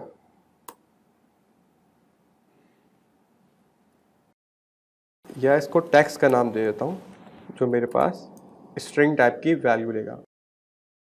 अब मैं एक वेक्टर बनाता हूँ, फॉर एग्जांपल इसका नाम रॉ दे दिया मैंने, और मुझे इसकी हर एक इंडेक्स के ऊपर एक इंस्टेंस को स्टोर करना है। तो वो मैं कैसे करूँगा? पहली इंडेक्स पे आया जो कि 0th इंडेक्स है, मैं यहाँ पे इंस्टेंस बनाता हूँ। इंस्टेंस कैसे बनाऊँगा? स्प्रेडशीट सेल, उसके बाद कॉलन और एक दफ़ा फिर कॉलन और इंटीजर की बना लेता हूँ। इंटीजर के साथ मुझे i32 का डाटा भी साथ में पास करना है जो कि 50 हो गया। सेकेंड इंडेक्स पे आता हूँ, एक इंस्टेंस और बनाता हूँ जो कि फ्लोट वेरिएंट की है और उसमें एक फ्लोट वैल्यू पास कर देता हूँ। सेकेंड इंडेक्स पे आता हूँ जहाँ पे एक टेक्स्ट वेरिएंट की इंस्टेंस बनाऊंगा मैं और इसमें एक, क्योंकि मैं स्ट्रिंग बता चुका हूँ कि जब इस वेरिएंट की इंस्टेंस बनेगी तो एक स्ट्रिंग टाइप का डाटा आएगा, तो स्ट्रिंग फ्रॉम और हेलो। तो इस तरह मेरे पास एक वेक्टर बन गया जिसके हर एक इंडेक्स के ऊपर एक इंस्टेंस सेव है। अब अपने कोड को एग्जीक्यूट करता हूँ मैं, कार्गो रन, कि कोई एरर तो नहीं है इसमें, तो मेरा कोड परफेक्टली एग्जीक्यूट हो गया। अस्सलाम वालेकुम। तो आज हम लोग कलेक्शन की सेकंड टाइप देखेंगे जो कि है स्ट्रिंग्स। तो बेसिकली स्ट्रिंग्स क्या होते हैं? हम लोग स्टार्ट के चैप्टर में स्ट्रिंग्स को थोड़ा बहुत देख चुके हैं। हमने अब तक स्ट्रिंग की 2 टाइप्स देखी हैं। एक हमने स्ट्रिंग लिटरल या स्ट्रिंग स्लाइस देखा है जो कि हमारे पास स्टैक में सेव होता है, और हमने दूसरी जो स्ट्रिंग की टाइप देखी है वो हमारे पास हीप में स्टोर होती है। हम लोग इस कलेक्शन की टाइप में स्ट्रिंग जो कि हीप वाली है उसे देखेंगे। तो बेसिकली स्ट्रिंग क्या होती है? String is a set of characters. हमने जब डाटा टाइप्स को डिफ़ाइन किया था, यानी कि हमने एक टेबल देखा था जिसमें डाटा टाइप्स थी हमारे पास बहुत सारी, इंटीजर हो गए, तो वहाँ पे हमारे पास कैरेक्टर्स भी थे। हमारे पास कैरेक्टर्स क्या होता है? एक सिंगल अल्फ़ाबेट ABC, हमारे पास ये सारे कैरेक्टर्स होते हैं। और strings is a set of characters, यानी कि जब हम इन कैरेक्टर्स को एक साथ मिला देते हैं तो हमारे पास स्ट्रिंग बन जाती है। हमने अब तक वेक्टर्स देखे हैं, उसके बाद हम स्ट्रिंग देख रहे हैं। अब हम लोग ये स्ट्रिंग की जो टाइप देख रहे हैं ये बिल्कुल वेक्टर की तरह है, यानी कि ये हीप में स्टोर होती है और ये ग्रोएबल है, यानी कि मैंने अगर स्ट्रिंग को एक दफ़ा डिफ़ाइन कर दिया तो उसमें मैं चेंज कर सकता हूँ। स्ट्रिंग स्लाइस जो हमारे पास था वो स्टैटिक था, उसमें मैं चेंज नहीं कर सकता था। तो अब हम लोग स्ट्रिंग टाइप को कैसे डिफाइन कर सकते हैं, यानी कि अगर मुझे कोड में स्ट्रिंग टाइप को यूज़ करना है अपने प्रोग्राम में तो मैं उसको कैसे डिफाइन करूँगा। जैसे हम वेक्टर को दो तरह से इनिशियलाइज़ करवा सकते थे। एक दफ़ा मैंने वेक्टर न्यू का फंक्शन कॉल किया था जिसने एक एम्प्टी वेक्टर मुझे इनिशियलाइज़ करके दे दिया था, और सेकंड टाइम मैंने वेक्टर को वैल्यूज़ के साथ इनिशियलाइज़ करवाया था। तो बिल्कुल इसी तरह मैं स्ट्रिंग को भी इनिशियलाइज़ करवा सकता हूँ। एक दफ़ा मैं स्ट्रिंग को इनिशियलाइज़ करवाऊँगा न्यू के फंक्शन के साथ, जो कि मुझे उस वेरिएबल में एक एम्प्टी स्ट्रिंग, यानी कि जिसमें कोई भी कैरेक्टर स्टोर नहीं हुआ वो मुझे इनिशियलाइज़ करके दे देगा। और मैं अगर डायरेक्ट कुछ डाटा भी स्ट्रिंग के साथ एंटर करवाना चाहता हूँ, यानी कि एक वेरिएबल के साथ इनिशियलाइज़ करवाना चाहता हूँ, तो मैं वो भी कर सकता हूँ। अब हम लोग कोड में देखते हैं कि इन दोनों तरीक़ों से स्ट्रिंग को कैसे इनिशियलाइज़ करवा सकते हैं। सबसे पहले देखते हैं कि अगर मैं एक एम्प्टी स्ट्रिंग को इनिशियलाइज़ करवाना चाहता हूँ तो मैं कैसे करूँगा। सबसे पहले तो मैं एक वेरिएबल बनाऊँगा जिसका नाम s दे देता हूँ। उसके बाद मैं स्ट्रिंग और न्यू का एसोसिएटिव फंक्शन कॉल करूँगा। इससे मेरे पास एक स्ट्रिंग वेरिएबल इनिशियलाइज हो जाएगा, लेकिन वो एम्प्टी है, उसमें कोई डाटा स्टोर नहीं हुआ। और सेकंड मेथड में मैं एक वेरिएबल डाटा के साथ इनिशियलाइज करवा सकता हूँ। इसका नाम मैं s1 रख देता हूँ इज इक्वल टू, इसके लिए मुझे फ्रॉम का मेथड कॉल करना पड़ेगा जो मैंने कॉल किया, और इस फंक्शन के अंदर मुझे डाटा पास करना है। मैं यहाँ पे डाटा पास कर देता हूँ PIACIOT, और मैं इन दोनों वेरिएबल्स को प्रिंट भी करवा के देख लेता हूँ। प्रिंट एस और प्रिंट S1।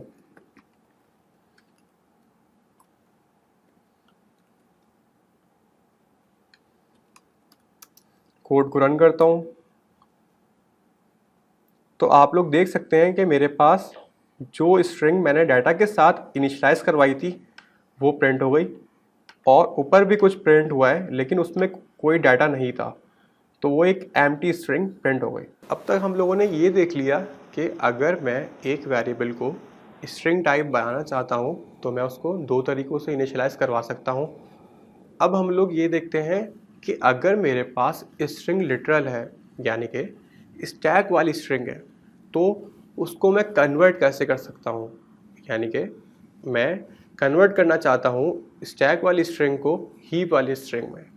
उसके लिए हमारे पास एक फंक्शन है जिसका नाम है toString, और अगर हम इस फंक्शन को कॉल करें एक ऐसी स्ट्रिंग के ऊपर जो कि स्ट्रिंग स्लाइस है, तो वो कन्वर्ट हो जाती है स्ट्रिंग टाइप में।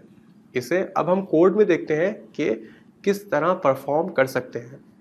सबसे पहले मैं एक वेरिएबल बना लेता हूँ और उसमें स्ट्रिंग स्लाइस को सेव कर लेता हूँ। एस एक वेरिएबल है और इसमें मैं एक स्ट्रिंग हेलो वर्ल्ड स्टोर कर लेता हूँ। और अगर मैं इसे कन्वर्ट करना चाहता हूँ स्ट्रिंग टाइप में, तो मैं toString का फंक्शन कॉल करके इसे कन्वर्ट कर सकता हूँ। इसे कन्वर्ट करने के लिए मैं सबसे पहले एक वेरिएबल डिफाइन करूँगा जिसमें वो कन्वर्ट होने के बाद स्टोर हो जाएगी। वेरिएबल का नाम रख लेता हूँ डाटा। उसके बाद जिस वेरिएबल में स्ट्रिंग स्लाइस स्टोर हुआ है मैं उसका नाम दूंगा, जो कि मेरे पास एस है। उसके बाद डॉट, और डॉट के बाद मैं फंक्शन कॉल कर रहा हूँ जिसका नाम है to_string। ये मेथड कॉल करने से मेरे पास जो स्ट्रिंग स्लाइस है वो कन्वर्ट हो जाएगा स्ट्रिंग टाइप में। अब मैं प्रिंट करवा लेता हूँ डाटा, वेरिएबल को मैंने प्रिंट करवा लिया। कार्गो रन, तो हमारे पास आउटपुट में तो कोई डिफरेंस नज़र नहीं आएगा क्योंकि दोनों मेरे पास स्ट्रिंग है, लेकिन बैक एंड में यानी कि प्रोग्राम में वो स्ट्रिंग लिटरल से स्ट्रिंग टाइप में स्टोर हो गई है। जहाँ पे हमने एक वेरिएबल जिसमें स्ट्रिंग लिटरल सेफ था उस पर फंक्शन कॉल किया था, लेकिन अगर हम चाहें तो डायरेक्ट स्ट्रिंग लिटरल बगैर किसी वेरिएबल के पास कर सकते हैं और उसके ऊपर भी फंक्शन कॉल कर सकते हैं। मैं यहाँ पे एक और वेरिएबल बना देता हूँ डाटा के नाम से और एक स्ट्रिंग लिटरल पास करता हूँ पाकिस्तान, उसका डॉट डॉट के बाद टू अंडरस्कोर स्ट्रिंग, क्योंकि फंक्शन है तो पैरेंथेसिस लगेंगे और उसके बाद में प्रिंट करवा देता हूँ। तो मैं डायरेक्ट स्ट्रिंग लिटरल को पास करके भी कन्वर्जन करवा सकता हूँ।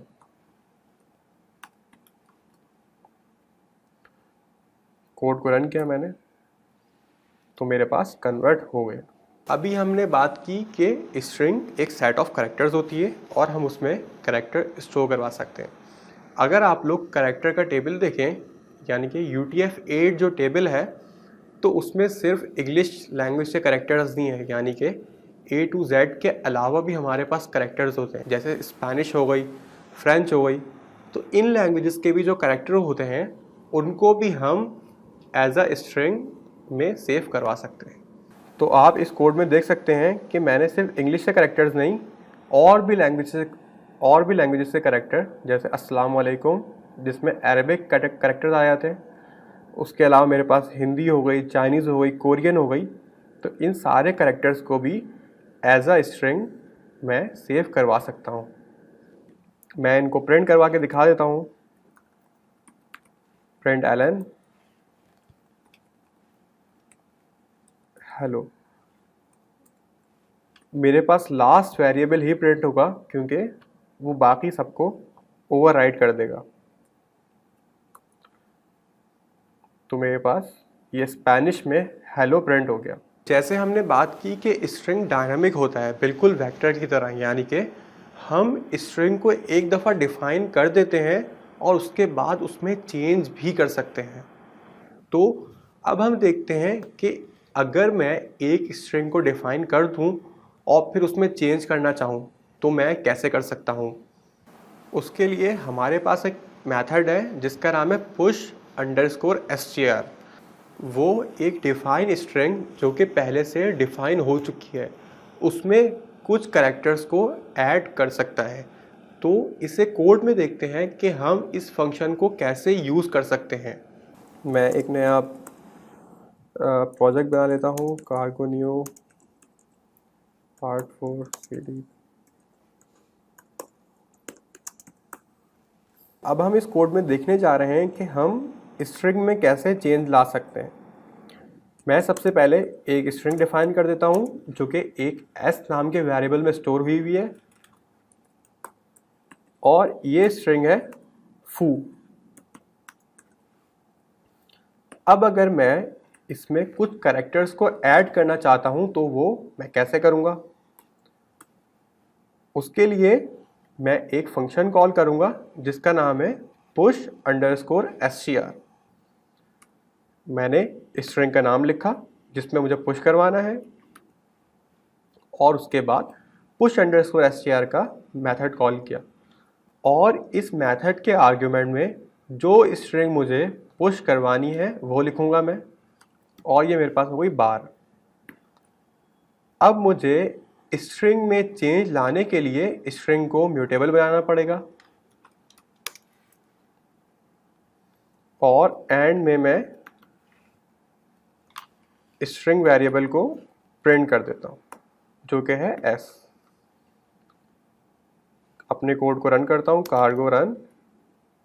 तो मेरे पास उस स्ट्रिंग में चेंज होके एक न्यू स्ट्रिंग प्रिंट हो गई।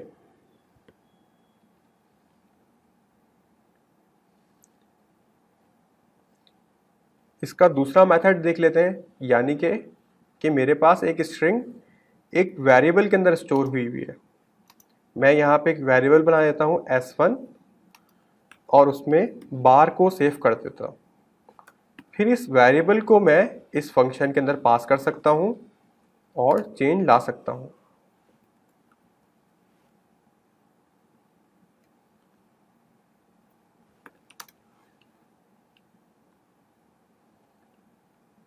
अपने कोड को रन करता हूँ तो मेरे पास स्ट्रिंग में चेंज आ गया।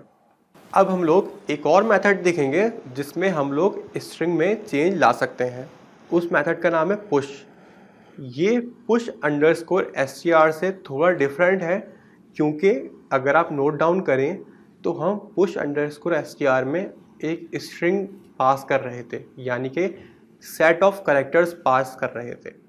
लेकिन पुश मेथड जो है वो सिर्फ एक कैरेक्टर को एज अ आर्ग्यूमेंट लेगा, यानी कि वो जिस स्ट्रिंग में भी चेंज करेगा वो सिर्फ एक कैरेक्टर की एडिशन कर देगा। अब हम अपने कोड में देखते हैं कि इस मेथड को कैसे यूज़ कर सकते हैं। तो हम लोग एक स्ट्रिंग बना लेते हैं जिसमें मैं कुछ डाटा स्टोर कर लेता हूँ, APPL। अब अगर मैं इसमें एक कैरेक्टर को पुश करवाना चाहता हूँ तो उसके लिए मैं फंक्शन कॉल करूँगा जिसका नाम है पुश, और वेरिएबल का नाम जिसमें स्ट्रिंग सेव है वो है s, तो s.push। और इस पुश के मेथड में आर्ग्यूमेंट के तौर पे मैं एक कैरेक्टर को पास करूँगा। कैरेक्टर को हम सिंगल कोट से डिनोट करते हैं, तो मैंने सिंगल कोट लिख के और e जो कि एक सिंगल कैरेक्टर है उसे पास कर दिया। हमें स्ट्रिंग में चेंज करने के लिए इसे म्यूटेबल बनाना पड़ेगा, और आखिर में मैं स्ट्रिंग को प्रिंट भी करवा लेता हूँ।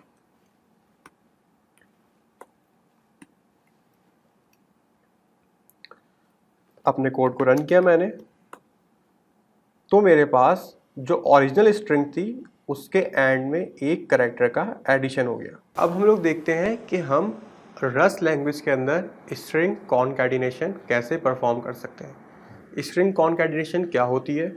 अगर आप 2 स्ट्रिंग या 3 स्ट्रिंग या उससे ज़्यादा n नंबर ऑफ स्ट्रिंग को एक साथ ऐड करना चाहते हैं तो हम उसे स्ट्रिंग कॉनकैटिनेशन कहते हैं। स्ट्रिंग कॉनकैटिनेशन के लिए आप प्लस का ऑपरेटर यूज़ करते हैं और उसके दोनों ऑपरेंड्स स्ट्रिंग ही होती हैं। अब हम कोड में देखते हैं कि अगर मैं 2 स्ट्रिंग को कॉनकैटिनेट करना चाहूँ, यानी कि 2 स्ट्रिंग को ऐड करना चाहूँ एक साथ, तो वो कैसे कर सकता हूँ। मैं एक स्ट्रिंग डिक्लेयर कर देता हूँ जो कि एक s वेरिएबल में स्टोर है, और इसमें जो डाटा सेव है वो है foo। इसका नाम मैं s1 दे देता हूँ। दूसरी स्ट्रिंग डिक्लेयर करता हूँ जिसका नाम है s2, और उसमें डाटा जो सेव है वो भी बार है। अब अगर मैं इन दोनों को कॉनकैटिनेट करवाना चाहूँ तो वो कैसे करवा सकता हूँ। एक और नया वेरिएबल जिसमें कॉनकैटिनेशन का रिजल्ट स्टोर होगा वो है s3। उसके बाद मैं लिखूँगा s1 प्लस m%s2। अब मैं रिजल्ट को यानी कि s3 को प्रिंट करवा देता हूँ,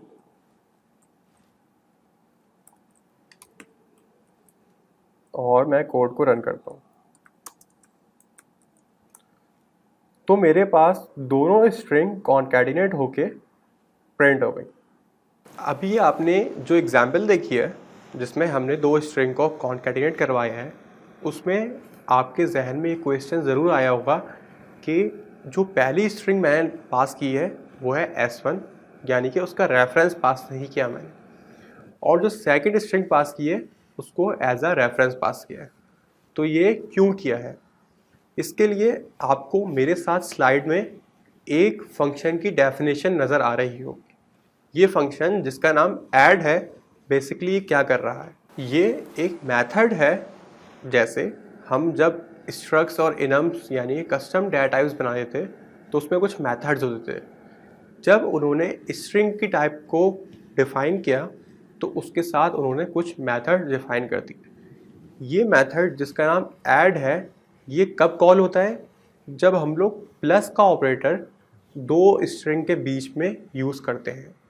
जैसे मैंने अभी s1 और s2 के बीच में प्लस का ऑपरेटर यूज़ किया तो ये मेथड कॉल हुआ। अब ये मेथड अगर आप नोट डाउन करें तो क्या कर रहा है, ये एक सेल्फ पैरामीटर ले रहा है और दूसरा एक एस पैरामीटर ले रहा है। तो सेल्फ बेसिकली वो इंस्टेंस है जिस पे कॉल हो रहा है।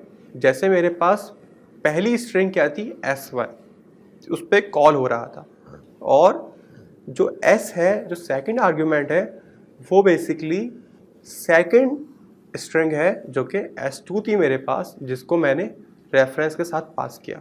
अगर आप फंक्शन की डेफिनेशन में देखेंगे तो मेरे पास जो टाइप लिखी हुई है उसकी, वहाँ पे मैंने M% का सिंबल लिखा हुआ है।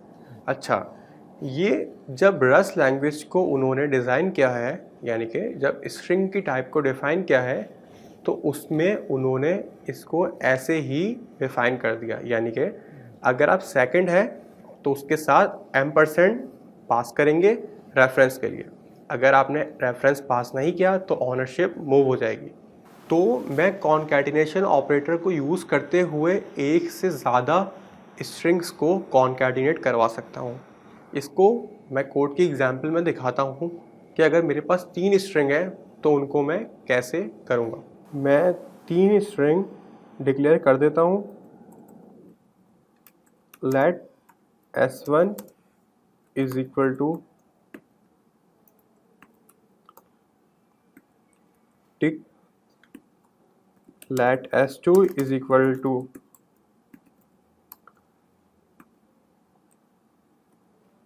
tag और let S3 is equal to to। तो मेरे पास यहाँ पे 3 स्ट्रिंग्स हैं, और अगर मैं इन तीनों को कॉन्कैटिनेशन ऑपरेटर को यूज़ करते हुए कॉन्कैटिनेट करवाना चाहूँ तो कैसे करूँगा। मैं यहाँ पे एक वेरिएबल बना लेता हूँ जिसमें इनका रिजल्ट स्टोर होगा। तो मेरे पास जो पहली स्ट्रिंग है, यानी कि जिस पे ये मेथड कॉल होगा ऐड का, वो है S1, जिसे मैं बगैर रेफरेंस के लिखूँगा। उसके बाद जितने भी आर्ग्यूमेंट्स हैं उस फंक्शन में, वो मेरे पास रेफरेंस के साथ जाएंगे।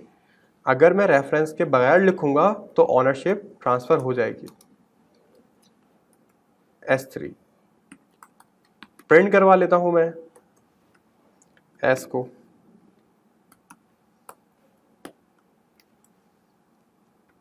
अपने कोड को रन किया मैंने, तो मेरे पास तीनों स्ट्रिंग्स कॉन्कैटिनेट होके प्रिंट हो गए। मैं अगर चाहूँ तो स्ट्रिंग लिटरल को भी पास कर सकता हूँ।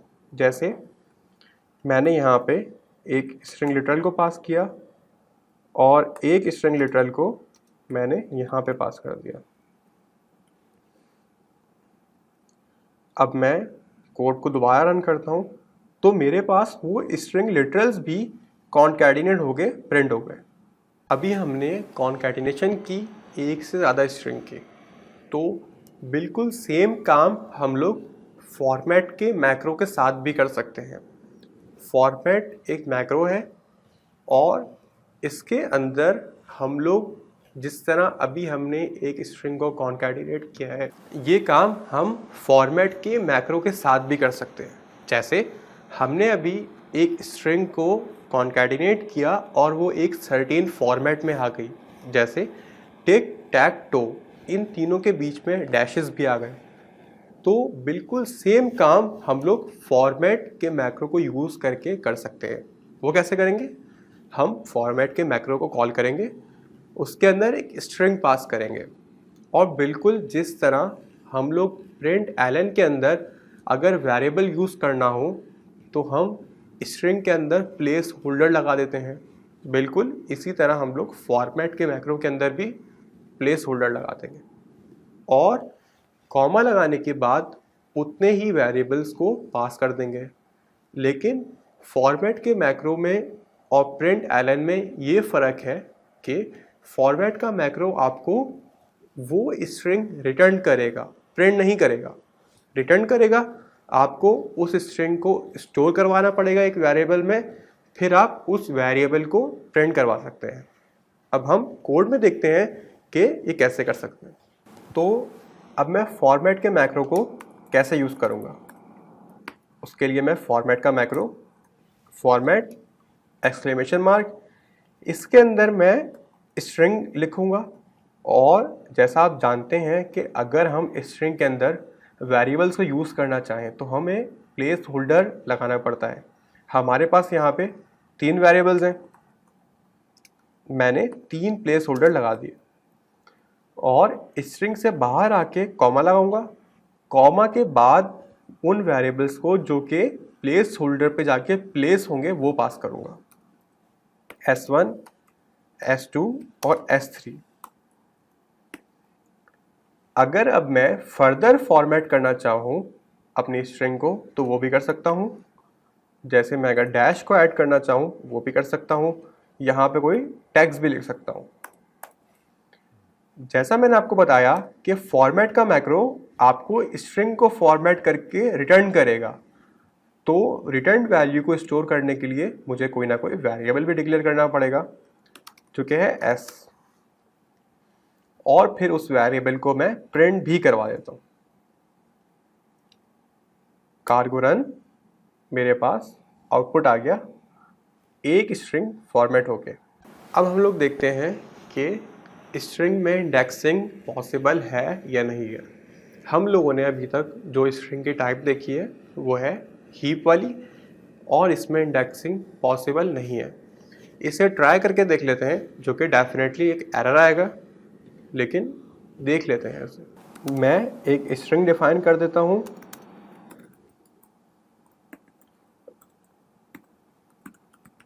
जिसके अंदर पाकिस्तान लिख लेता हूँ। और अगर मैं इसकी इंडेक्स को एक्सेस करना चाहूँ, फॉर एग्जांपल मैं अगर इसकी 1 इंडेक्स को एक्सेस करना चाह रहा हूँ तो वो करके देखता हूँ। उसके लिए मैं s स्क्वायर ब्रैकेट और 1 इसे प्रिंट करवाता हूँ मैं।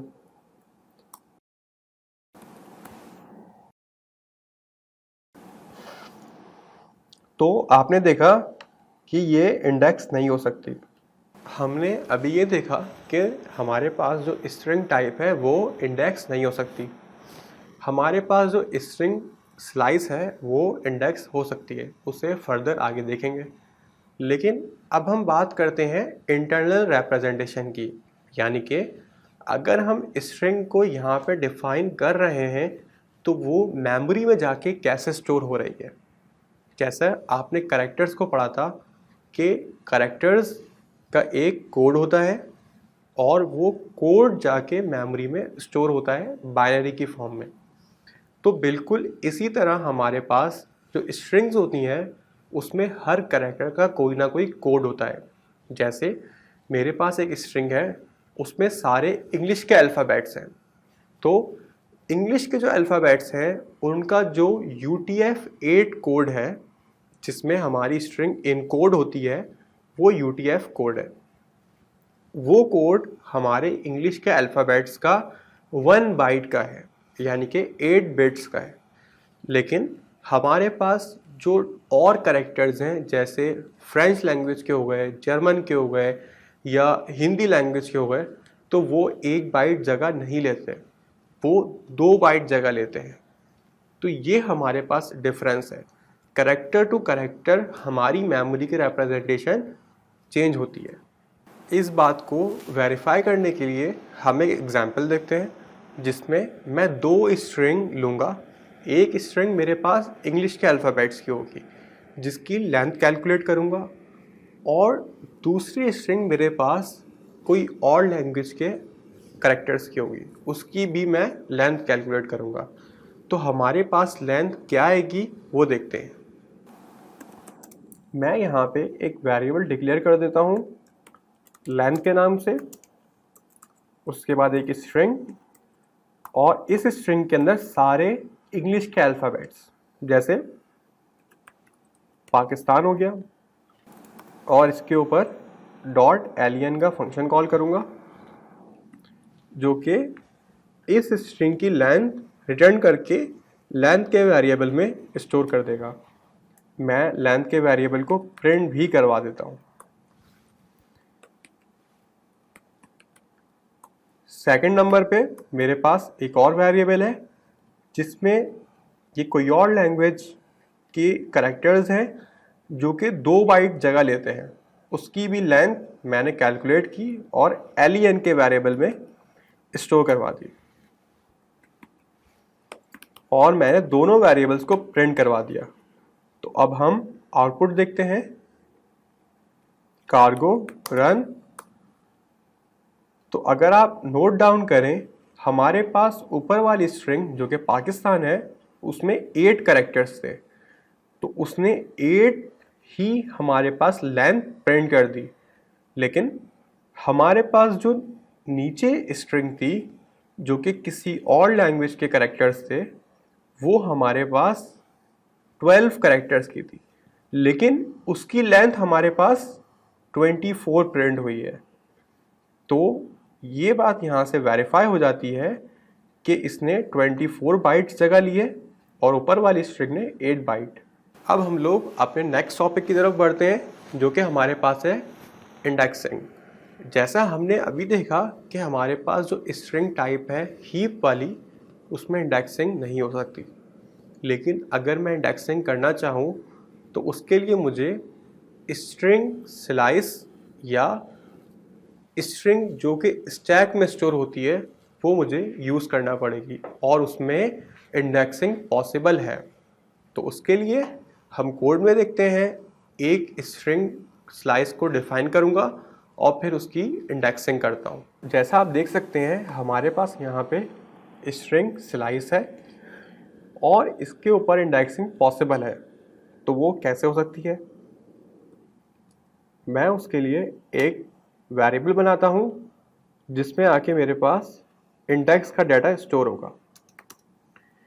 उसके बाद मैं वेरिएबल का नाम और उसके अंदर मैं रेंज दूंगा कि मैं कौन से इंडेक्स से लेके कौन से इंडेक्स तक स्लाइस करवा सकता हूँ। सपोज करें मैं सिर्फ 0 इंडेक्स दे देता हूँ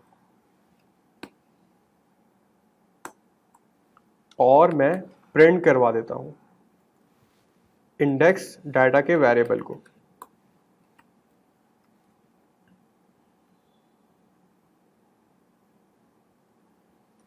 मैंने अपना कोड रन किया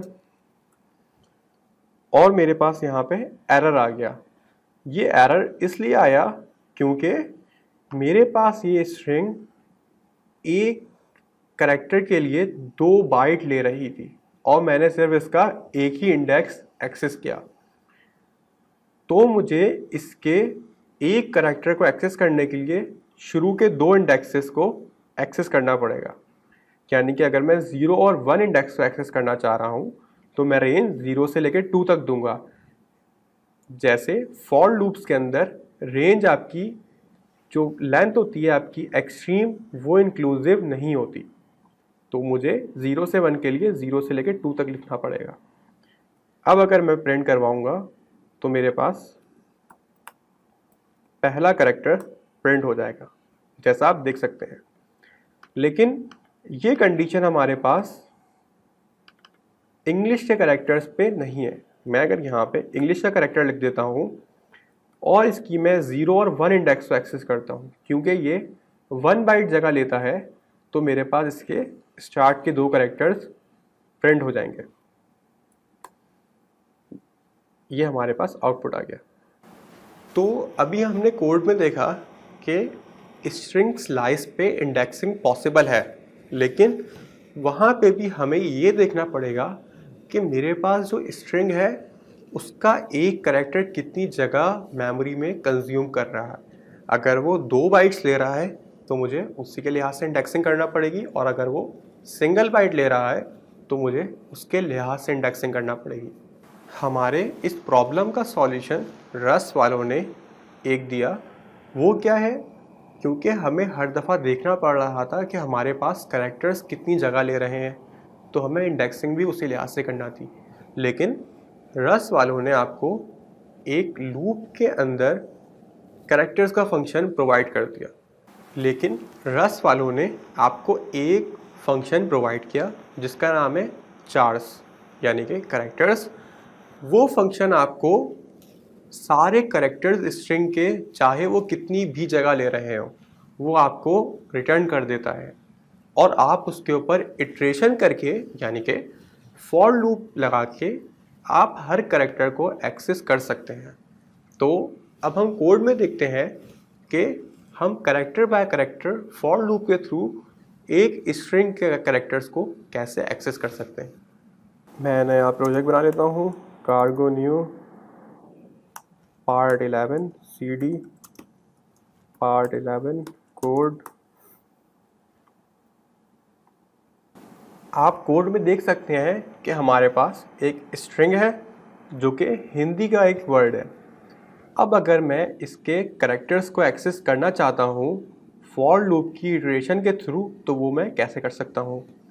सबसे पहले मैं एक कीवर्ड यूज़ करूँगा फॉर लूप का जो कि है फॉर। उसके बाद लूप वेरिएबल यानी कि उस वेरिएबल में बारी बारी हर करेक्टर की वैल्यू आ रही होगी जिसका नाम मैंने सी दे दिया।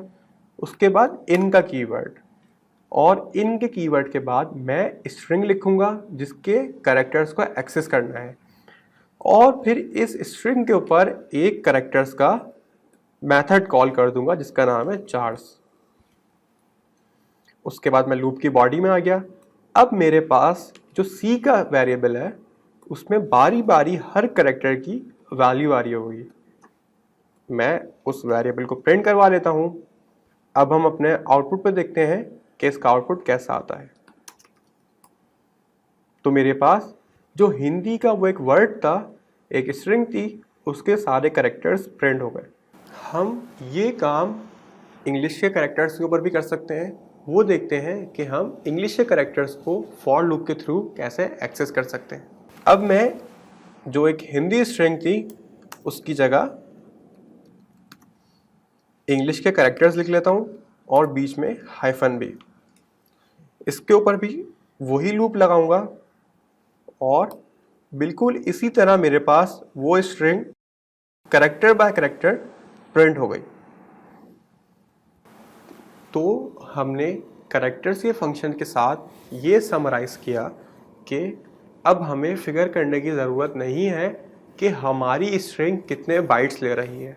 हम सिर्फ उसके ऊपर इटरेशन करेंगे और करेक्टर्स के नाम का फंक्शन कॉल करेंगे जो हमें हर करेक्टर आपको लूप वेरिएबल के अंदर दे देगा, जिसको आप प्रिंट करवा सकते हैं या अगर कोई और ऑपरेशन परफॉर्म करवाना चाह रहे हैं तो वो भी करवा सकते हैं। हमारे पास जो अब नेक्स्ट फंक्शन है वो है बाइट्स, जो कि हमें उसका UTF-8 कोड रिटर्न कर देगा।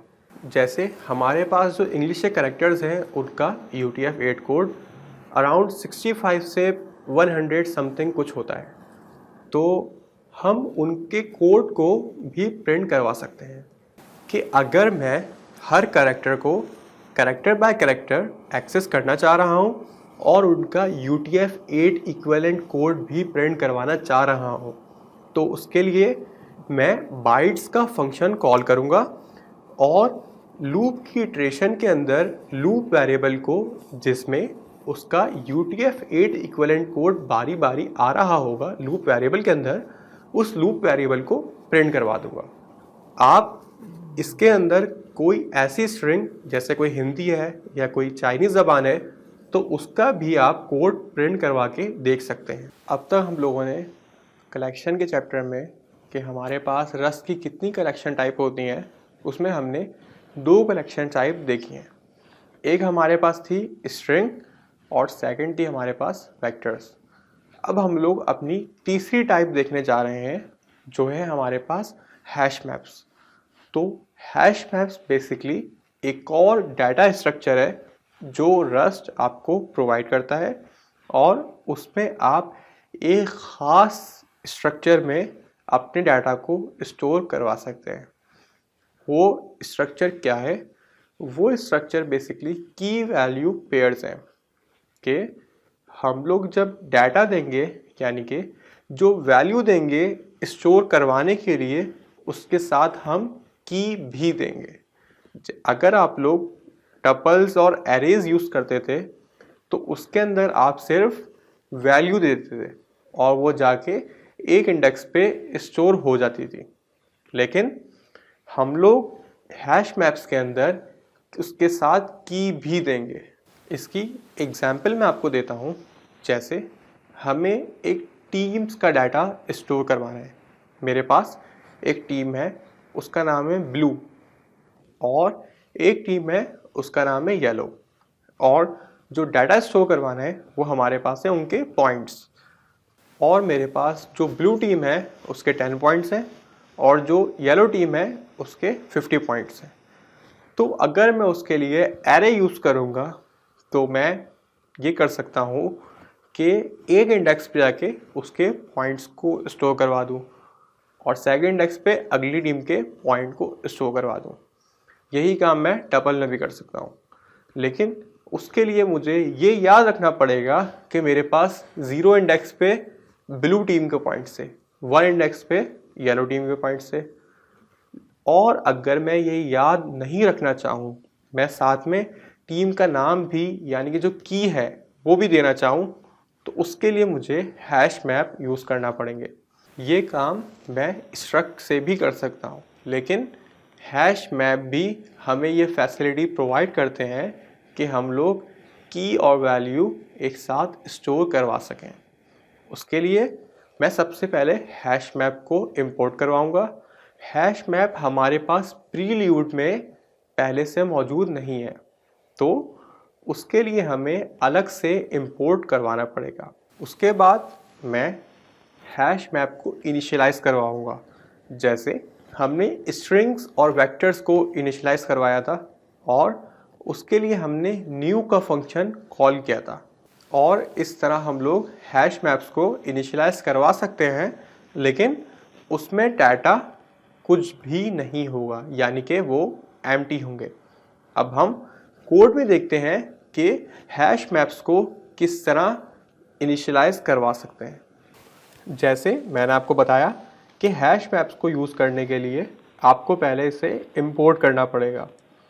उसके लिए मैं कीवर्ड यूज़ करूँगा यूज़, उसके बाद स्टैंडर्ड लाइब्रेरी, उसके अंदर कलेक्शंस, और कलेक्शंस के अंदर मेरे पास हैश मैप्स मौजूद हैं। उसके बाद मैं अपने मेन फंक्शन में आऊँगा और यहाँ पे मैं हैश मैप को इनिशियलाइज़ करवाना चाह रहा हूँ। सबसे पहले मैं एक वेरिएबल बनाऊँगा जिसमें वो इनिशियलाइज़ होके स्टोर हो जाएगा। इस वेरिएबल का नाम है मैप। उसके बाद मैं हैश मैप और साथ में न्यू का फंक्शन कॉल करूँगा, जो मुझे एक एम्प्टी हैश मैप बना के मैप के वेरिएबल में स्टोर करके दे देगा। अब हम लोग देखते हैं कि हम लोग हैश मैप्स के अंदर डाटा किस तरह स्टोर करवा सकते हैं। जैसे मैंने आपको बताया कि हम हैश मैप में की वैल्यू पेयर की फॉर्म में स्टोर करवाते हैं, तो हैश मैप में डाटा इंसर्ट करने के लिए हमारे पास फंक्शन है जिसका नाम है इंसर्ट। हम हैश मैप जिस वेरिएबल में स्टोर है उस वेरिएबल का नाम लिखेंगे, उसके बाद डॉट, और डॉट के बाद इंसर्ट का फंक्शन कॉल करेंगे। इस फंक्शन के अंदर 2 आर्ग्यूमेंट्स पास करेंगे। पहला आर्ग्यूमेंट हमारे पास की होगी, उसके बाद कॉमा, और सेकंड आर्ग्यूमेंट हमारे पास जो वैल्यू उस की के अगेंस्ट में हम स्टोर करवाना चाह रहे हैं वो पास करेंगे। तो हम लोग यहाँ पे 2 की वैल्यू पेयर्स स्टोर करवा के देखते हैं। हैश मैप में डाटा स्टोर करने के लिए मुझे सबसे पहले तो इसे म्यूटेबल बनाना पड़ेगा। उसके बाद मैप का नाम डॉट, और डॉट के बाद इंसर्ट का फंक्शन। इंसर्ट के फंक्शन में पहला आर्ग्यूमेंट मेरे पास की होगा। फॉर एग्जाम्पल मेरे पास एक टीम है जिसका नाम है ब्लू, और मैं उसको एज अ की में स्टोर करवा लेता हूँ। और मेरे पास उस टीम के जो पॉइंट्स हैं वो हैं 10, उनको मैं एज अ वैल्यू स्टोर करवा लेता हूँ। सेकंड मेरे पास जो की वैल्यू पेयर है वो है मेरे पास एक और टीम जिसका नाम है येलो, और उसके जो पॉइंट्स हैं वो है मेरे पास 50। तो मैं इन दोनों टीम्स को स्टोर करवा लेता हूँ और फिर ये हैश मैप में किस तरह स्टोर हुए हैं उसको देखने के लिए मैं हैश मैप जिस वेरिएबल में स्टोर हुआ है उस वेरिएबल को प्रिंट करवा लूँगा।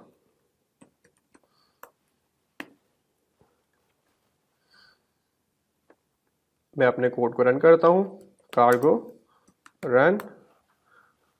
तो आप देख सकते हैं कि मेरे पास एक हैश मैप प्रिंट हो गया जिसमें दो की वैल्यू पेयर्स हैं। एक पहला पेयर यह है जिसमें एक की लिखी हुई है जो कि येलो है और उसके बाद कॉलन है, कॉलन के राइट साइड पे उसकी वैल्यू लिखी हुई है। बिल्कुल सेम इसी तरह एक की वैल्यू पेयर और मौजूद है। हैश मैप्स हमारे पास हीप में स्टोर होते हैं बिल्कुल दूसरी कलेक्शन की तरह। और हैश मैप्स के बारे में जो बात नोट डाउन करना है वो क्या है, वो ये है कि हमारे पास हैश मैप्स में जितनी भी कीज़ हैं उन सब की डाटा टाइप्स बिल्कुल सेम होंगी। अगर मैंने एक की बनाई है और उसकी डाटा टाइप स्ट्रिंग रखी है तो मेरे पास बाकी जितनी भी कीज़ होंगी उन सब की डाटा टाइप स्ट्रिंग ही होगी और मेरे पास जितनी वैल्यूज़ हैं वो भी सारी होमोजीनियस हैं और उनकी भी सबकी टाइप सेम होगी। हमने अभी तक एक हैश मैप बनाया न्यू के फंक्शन को कॉल करके और उसमें इंसर्ट के मेथड से कुछ की और वैल्यू स्टोर की। हमारे पास एक और तरीका है जो कि हमारे पास एक कलेक्ट का मेथड है, उसको यूज़ करके हम लोग एक और हैश मैप बना सकते हैं, लेकिन उसकी कुछ कंडीशन है। और वो कंडीशन क्या है, हमारे पास एक वेक्टर है जिसमें सारी कीज़ स्टोर है और एक और वेक्टर है जिसमें सारी वैल्यूज़ स्टोर हैं।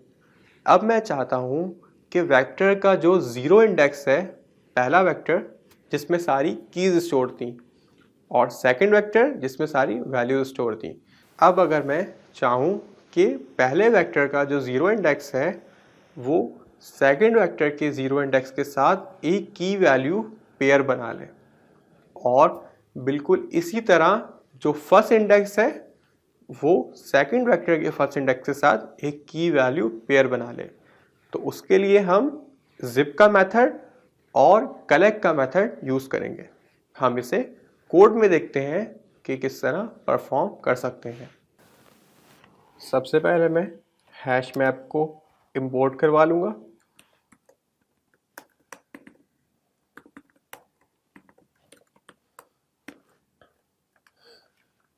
उसके बाद मैं एक वेक्टर बनाता हूँ जिसमें मेरे पास सारी कीज़ हैं।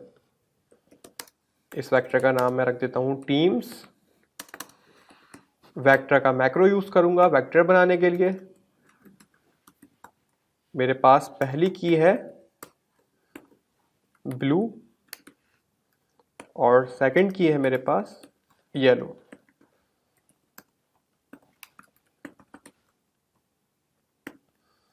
मैं एक और वेक्टर बना लेता हूं जिसमें मेरे पास वैल्यू सेव है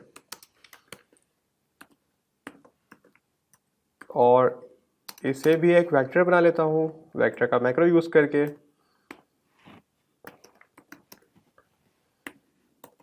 अब अगर मैं चाहूं कि मेरे पास ये दो वेक्टर्स हैं और एक वेक्टर को मैं एज अ की ट्रीट करूं और एक वेक्टर को एज अ वैल्यू, और जो पहले वेक्टर का ज़ीरो इंडेक्स है वो की बन जाए और उसकी वैल्यू सेकंड वेक्टर का ज़ीरो इंडेक्स बन जाए, उसके लिए मैं एक हैश मैप बना लेता हूं जिसका नाम मैं मैप रखता हूं इज इक्वल टू के बाद जिस वेक्टर को मैं एज अ की यूज़ करना चाह रहा हूं उस वेक्टर का नाम लिखूंगा जो क्या है टीम्स।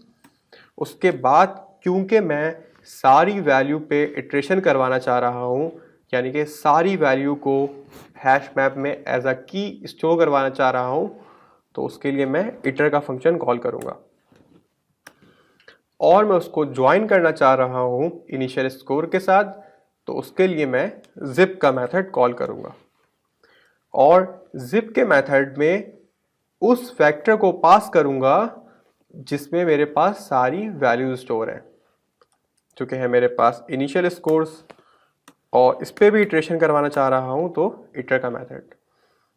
और अब मैं इन दोनों को हैश मैप की फॉर्म में लाना चाह रहा हूं, तो उसके लिए मैं डॉट कलेक्ट का मेथड यूज करूंगा। मैं अब इस वेरिएबल की डेटा टाइप भी बता दूंगा, जो कि है मेरे पास हैश मैप।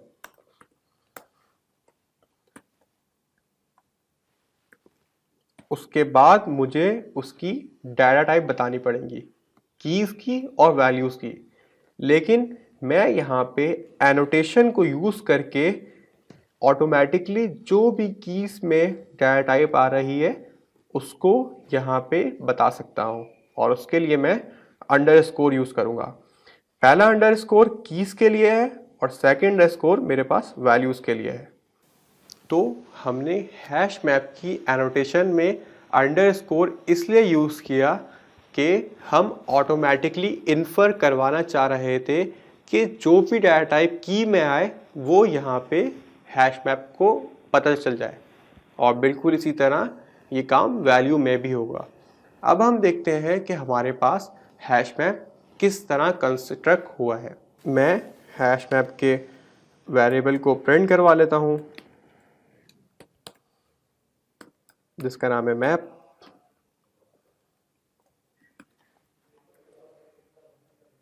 अपने कोड को रन करता हूं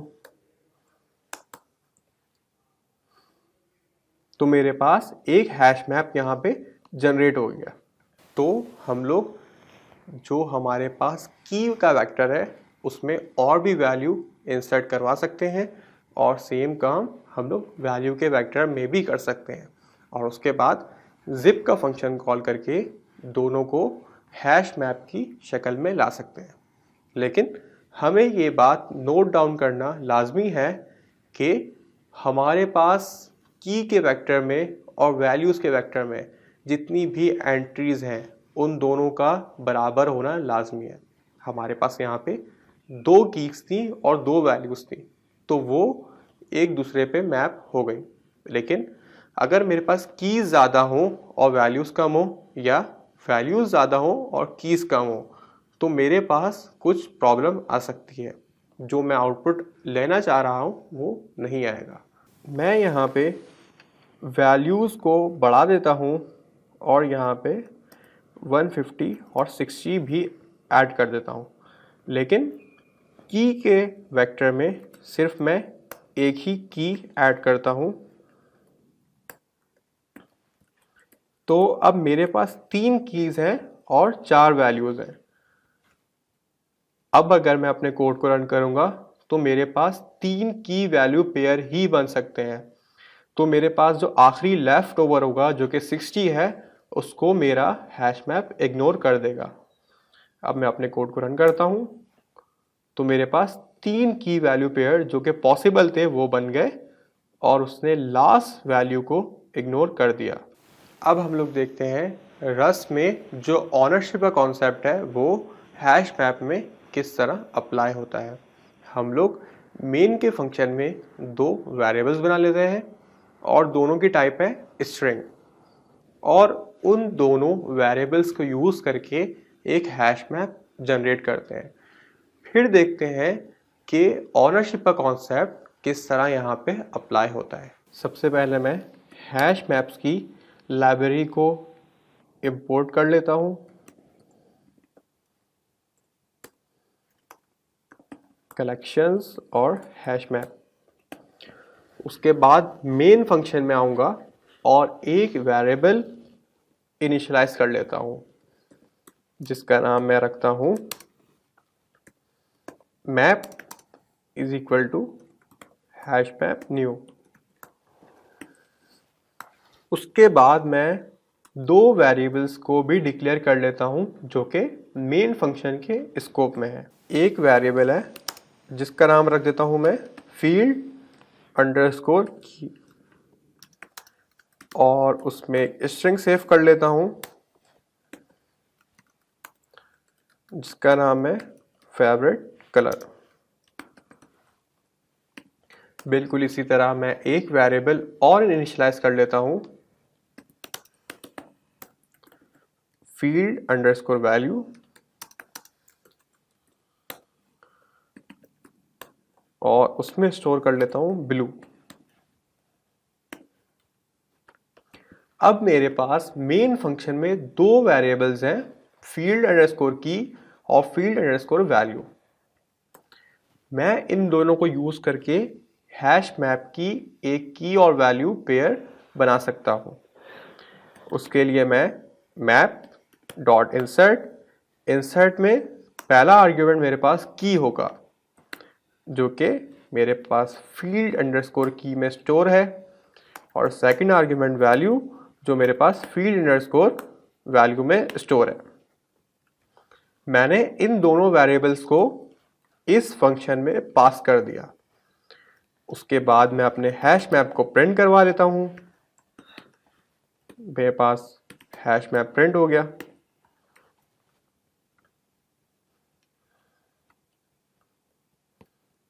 और कार्गो रन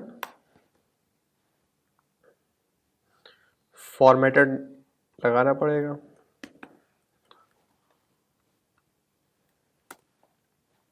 मेरे पास एक की वैल्यू पेयर प्रिंट हो गया।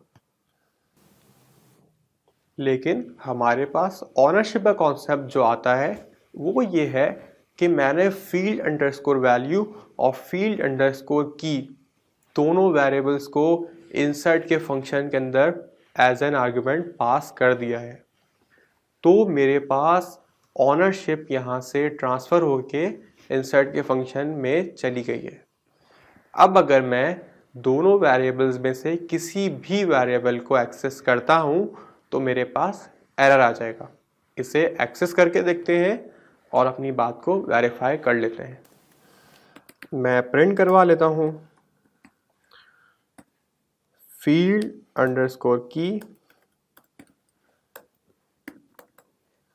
और फील्ड अंडरस्कोर वैल्यू।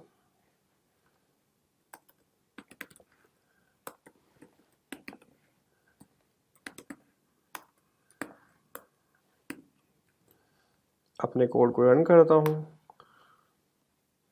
तो मेरे पास यहाँ पे एरर आ गया, value borrowed here after move.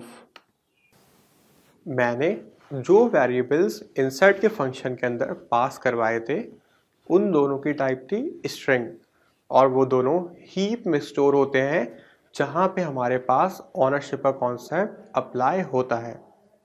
लेकिन अगर हमारे पास ऐसे वेरिएबल होते जो हमारे पास स्टैक में सेव होते और ऑनरशिप का कॉन्सेप्ट जहाँ पे अप्लाई नहीं होता, तो क्या होता? तो वहाँ पे हमारे पास ऑनरशिप ट्रांसफ़र नहीं होती बल्कि वैल्यू कॉपी हो जाती। यानी कि हमारे पास जो मेन फंक्शन में की और वैल्यू के वेरिएबल्स हैं उनमें भी वैल्यू स्टोर होती और वहाँ से वैल्यू कॉपी होके इंसर्ट के फंक्शन के अंदर भी चली जाती। अब हम अपने वेरिएबल्स की वैल्यू को किसी ऐसी टाइप में कन्वर्ट करके देखते हैं जो हमारे पास स्टैक में स्टोर होती है। मैं यहाँ पे दोनों वेरिएबल्स की टाइप चेंज कर लेता हूँ और इन दोनों को इंटीजर बना लेता हूँ कि मेरे पास की 50 है और उसकी वैल्यू है 1000। अब मैं अपने कोड को रन करता हूँ तो मेरा कोड सक्सेसफुली रन हो गया, क्योंकि यहाँ पे ऑनरशिप का कॉन्सेप्ट अप्लाई नहीं होता और वैल्यू मेरे पास यहाँ पे मूव हो जाती है और वैल्यू यहाँ पे मेरे पास कॉपी हो जाती है। अब तक हम लोग ये देख चुके हैं कि हम लोग हैश मैप किस तरह बना सकते हैं। अब हम देखेंगे कि अगर मैं हैश मैप में किसी वैल्यू को एक्सेस करना चाह रहा हूँ तो वो कैसे कर सकता हूँ।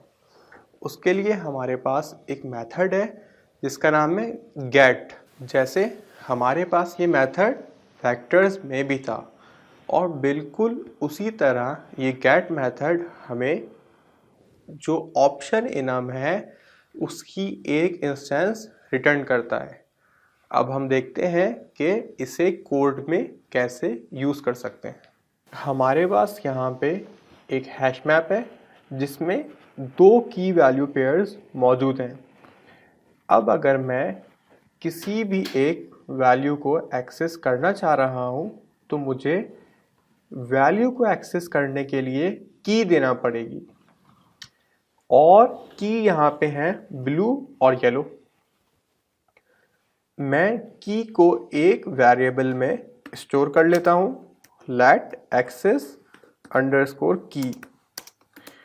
और अगर मैं येलो की वैल्यू को एक्सेस करना चाह रहा हूँ तो मैं येलो की स्टोर कर लूँगा जो कि येलो ही है। उसके बाद मैं गेट का मेथड कॉल करूँगा। सबसे पहले हैश टेबल जिस वेरिएबल में स्टोर है उस वेरिएबल का नाम, डॉट, डॉट के बाद गेट का मेथड। गेट का मेथड एक आर्गुमेंट लेता है और वो होती है की। मेरे पास यहाँ पे की थी एक्सेस की और उसमें येलो स्टोर है। अब गेट का मेथड हमें इंस्टेंस रिटर्न करेगा ऑप्शन टी की। उस इंस्टेंस को कैच करने के लिए मैं यहाँ पे एक वेरिएबल बना लेता हूँ जिसका नाम रख लेता हूँ रिजल्ट, और उसके बाद वो जो हमें वैल्यू रिटर्न कर रहा है उसे प्रिंट भी करवा लेता हूँ।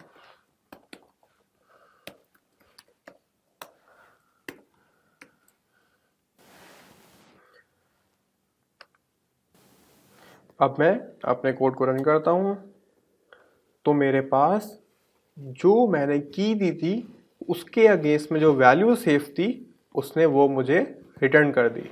और अगर मैं गेट के मेथड में ऐसी की पास करूं जिसके अगेंस्ट कोई वैल्यू स्टोर ना हो, यानी कि वो की एग्जिस्ट ही नहीं करती हो, तो मुझे नन वेरिएंट ऑप्शन ही नाम का रिटर्न होगा। इसे भी हम करके देख लेते हैं। मैं अब यहाँ पे एक ऐसी की पास करने वाला हूँ जिसके अगेंस्ट कोई वैल्यू सेव नहीं है। मैंने यहाँ पे PIAIC पास कर दिया। इस नाम की कोई भी की मेरे टेबल में मौजूद ही नहीं थी। अब मैं अपने कोड को रन करता हूँ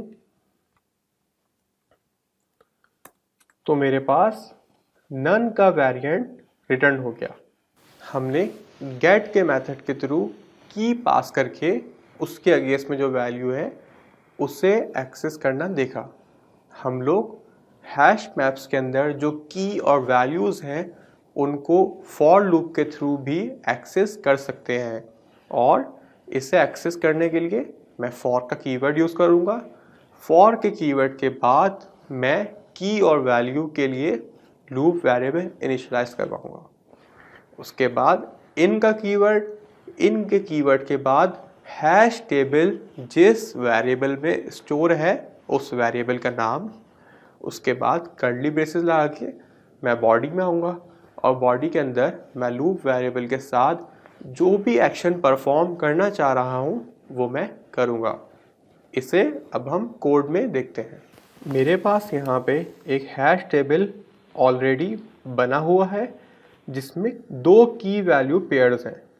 अब अगर मैं इनको फॉर लूप के थ्रू एक्सेस करना चाहता हूँ तो उसके लिए फॉर का कीवर्ड, फॉर के कीवर्ड के बाद की और वैल्यू के लिए मैं वेरिएबल्स इनिशियलाइज करवाऊँगा, और उसके लिए मैं जो लूप वेरिएबल इनिशियलाइज करवा रहा हूँ उनका नाम भी की वैल्यू ही दे देता हूँ।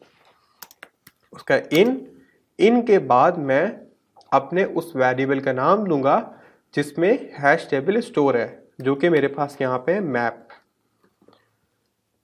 मैं बॉडी में आ जाता हूँ। बॉडी में मैं दोनों लूप वेरिएबल्स की वैल्यू को प्रिंट करवा देता हूँ, की कॉमा वैल्यू। और मैं इस लूप को ऑनरशिप नहीं देना चाह रहा तो उसके लिए मैं यहाँ पे रेफरेंस पास कर देता हूँ। अब मैं अपने कोड को रन करता हूँ तो मेरे पास लूप की पहली इटरेशन में पहला की वैल्यू पेयर आया जो उसने प्रिंट कर दिया, और सेकेंड इटरेशन में दूसरा की वैल्यू पेयर आया जो उसने प्रिंट कर दिया। हम लोग हैश मैप की एक और प्रॉपर्टी देखते हैं, वो क्या है, हम लोग हैश मैप्स में वैल्यूज़ को अपडेट भी करवा सकते हैं। जैसे मेरे पास यहाँ पे दो टीम्स थी, ब्लू और येलो, और दोनों के पॉइंट्स 10 और 50 स्टोर हुए हुए थे। अब सपोज करते हैं कि जो ब्लू टीम है उसके पॉइंट 10 से इंक्रीज़ होके 60 हो गए हैं, उसको मैं अपडेट करवाना चाहता हूँ। तो वो मैं कैसे करवाऊँगा? मैं उसके लिए इंसर्ट का फंक्शन ही कॉल करूँगा, और इंसर्ट के फंक्शन के अंदर की पास करूँगा जिसकी वैल्यू को अपडेट करना है, और नेक्स्ट आर्ग्यूमेंट मैं वो वैल्यू पास करूँगा जो अपडेटेड वैल्यू है। इससे बेसिकली मेरे पास ओवर राइटिंग हो रही है, यानी कि जो वैल्यू मेरे पास पहले से स्टोर थी वो रिमूव होके नई वैल्यू वहाँ पे स्टोर हो जाएगी। इसको अब हम कोड में देखते हैं। मेरे पास एक हैश मैप यहाँ पे कंस्ट्रक्ट हुआ है, और उसमें दो की वैल्यू पेयर्स हैं, एक ब्लू और एक येलो।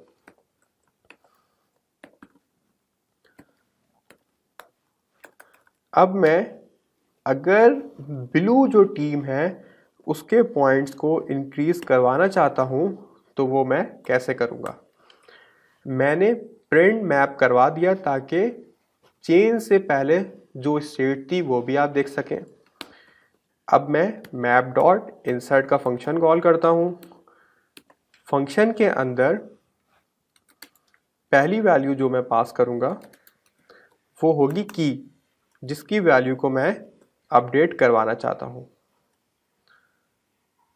की मेरे पास आ गई ब्लू, और जो वैल्यू अपडेटेड है वो है 60। अब मैं अपने हैश मैप के टेबल को दोबारा प्रिंट करवा लेता हूँ।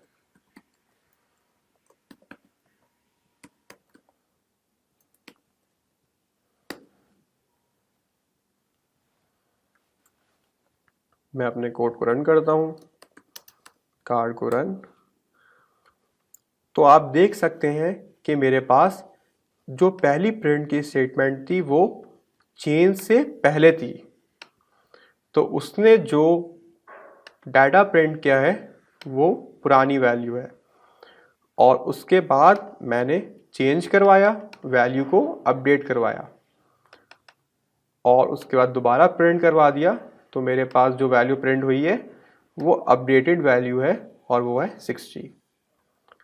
तो इस तरह से आप चेंज करवा सकते हैं। हमने अभी देखा कि अगर हम किसी वैल्यू को अपडेट करना चाहें तो हम उसकी की के साथ वो वैल्यू दोबारा एज एन आर्गुमेंट पास कर देते हैं।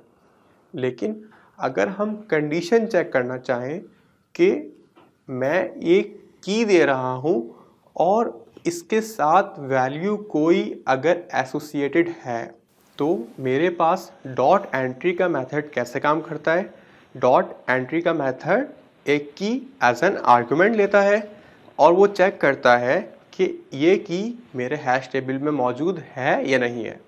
अगर नहीं होती तो और इंसर्ट के साथ जो डाटा मैंने पास किया होता है वो स्टोर करवा देता है, और अगर मौजूद होती है तो वो कोई एक्शन नहीं लेता। मेरे पास यहाँ पे एक हैश टेबल है जिसमें एक की वैल्यू पेयर स्टोर है। की मेरे पास है ब्लू और वैल्यू है मेरे पास 10। अब अगर मैं मैप का एक फंक्शन कॉल करता हूँ एंट्री, और एंट्री के अंदर मैं जो की पास करता हूँ वो पहले ये चेक करेगा कि इस की के अगेंस्ट में कोई वैल्यू स्टोर है या नहीं है। मैं यहाँ पे की पास कर देता हूँ येलो, और इसके साथ मैं एक और मेथड कॉल करता हूँ और अंडरस्कोर इंसर्ट। ये मेथड क्या करेगा? पहले ये चेक करेगा कि येलो के अगेंस्ट में कोई वैल्यू स्टोर है या नहीं है। अगर वो वैल्यू स्टोर नहीं है तो और इंसर्ट में जो वैल्यू पास कर रहा हूँ वो वैल्यू हैश टेबल में जाके स्टोर हो जाएगी। मैं हैश टेबल को प्रिंट करवा लेता हूँ।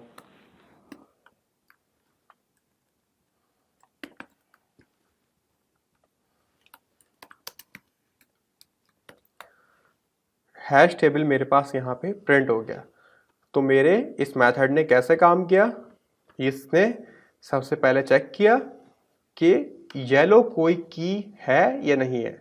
मेरे पास एक ही की थी जो कि थी ब्लू, तो उसने इस की को चेक किया और इसके अगेंस्ट में कोई वैल्यू नहीं थी और उसने एक वैल्यू स्टोर करवा दी जो कि है 50। अब मैं एक और ऐसी की पास करता हूँ एंट्री के फंक्शन में जिसके अगेंस्ट में वैल्यू स्टोर हुई हुई है।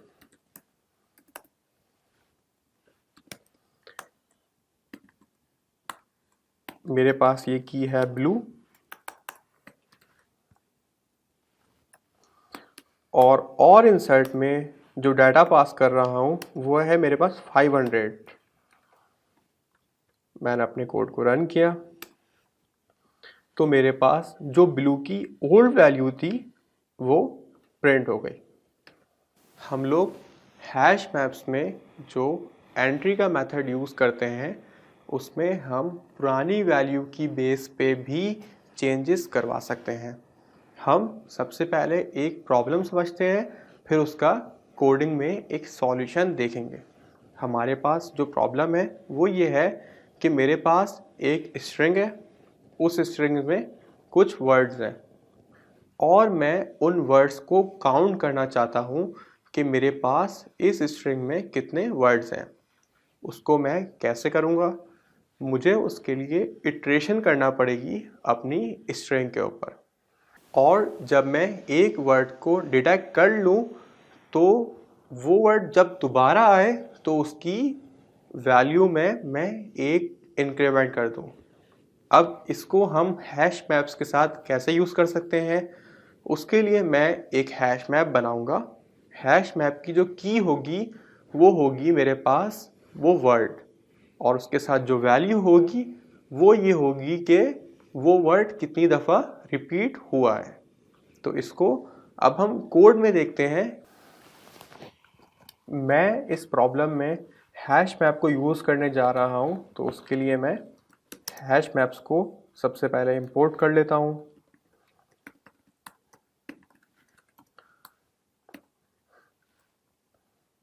उसके बाद मैं एक एम्प्टी हैश मैप बना लेता हूँ जिसमें मैं की वैल्यू पेयर की फॉर्म में अपना डाटा स्टोर कर रहा हूँ। इस मैप का नाम मैं मैप ही रख देता हूँ और इसे म्यूटेबल बना लेता हूँ ताकि इसमें फर्दर चेंजेस की जा सके। मैं एक स्ट्रिंग बना लेता हूँ और इस स्ट्रिंग में कुछ डाटा स्टोर कर लेता हूँ। वो डाटा है hello world, wonderful world.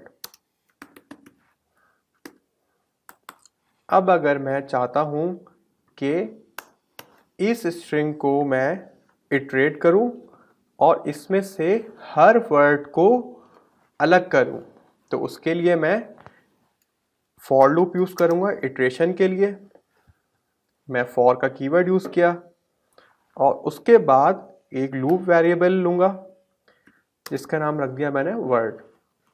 Word के बाद इन के कीवर्ड के बाद, क्योंकि मैं इस स्ट्रिंग में से हर एक वर्ड को अलग करना चाह रहा हूँ, तो उसके लिए मैं ये कर सकता हूँ कि जहाँ पे भी वाइट स्पेस आ रही है तो उसकी बेस पे मैं हर वर्ड को अलग कर लूँ। तो उसके लिए हमारे पास एक फंक्शन है जिसका नाम है स्प्लिट अंडरस्कोर वाइट स्पेस, और इस फंक्शन को मैं कहाँ यूज़ करना चाह रहा हूँ? मैं अपनी स्ट्रिंग के ऊपर यूज़ करना चाह रहा हूँ। स्ट्रिंग का नाम है मेरे पास माई अंडरस्कोर स्ट्रिंग, उसके बाद डॉट, और डॉट के बाद अपने फंक्शन को कॉल करता हूँ। Split underscore white space. और उसके बाद मैं अपने लूप की बॉडी के अंदर आ जाऊंगा।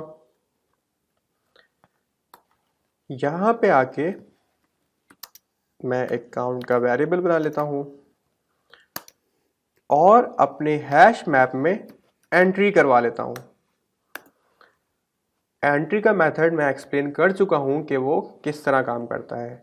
और एंटर क्या करवा रहा हूं, वो है मेरे पास वर्ड, जो हर इटरेशन में मेरे पास एक वर्ड आएगा। जैसे पहली इटरेशन में मेरे पास हेलो आएगा, सेकंड में मेरे पास वर्ल्ड, थर्ड में वंडरफुल और फोर्थ इटरेशन में वर्ल्ड। मैंने वर्ड पास कर दिया, उसके साथ मुझे और इंसर्ट का मेथड कॉल करना पड़ेगा, उसके अंदर 0, जो कि मेरे पास डिफॉल्ट नंबर ऑफ किसी भी वर्ड की फाइंडिंग्स है कि मेरे पास अगर कोई भी वर्ड ना मिले तो वहां पे 0 इंसर्ट कर देना।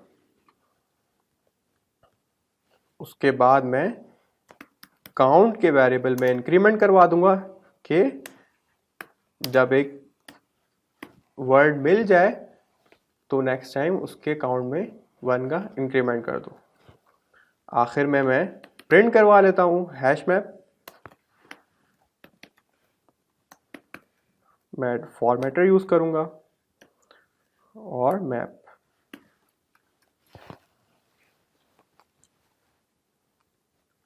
अब मैं अपने कोड को रन करता हूं तो मेरे पास एक हैश मैप आउटपुट में आ गया। अब हम नोट डाउन कर सकते हैं कि यहाँ पे मेरे पास वर्ल्ड 2 दफ़ा रिपीट हो रहा था, तो उसने वर्ल्ड की जो वैल्यू है वो 2 है और हेलो और वंडरफुल जो एक दफ़ा रिपीट हुए थे उनकी वैल्यू है 1।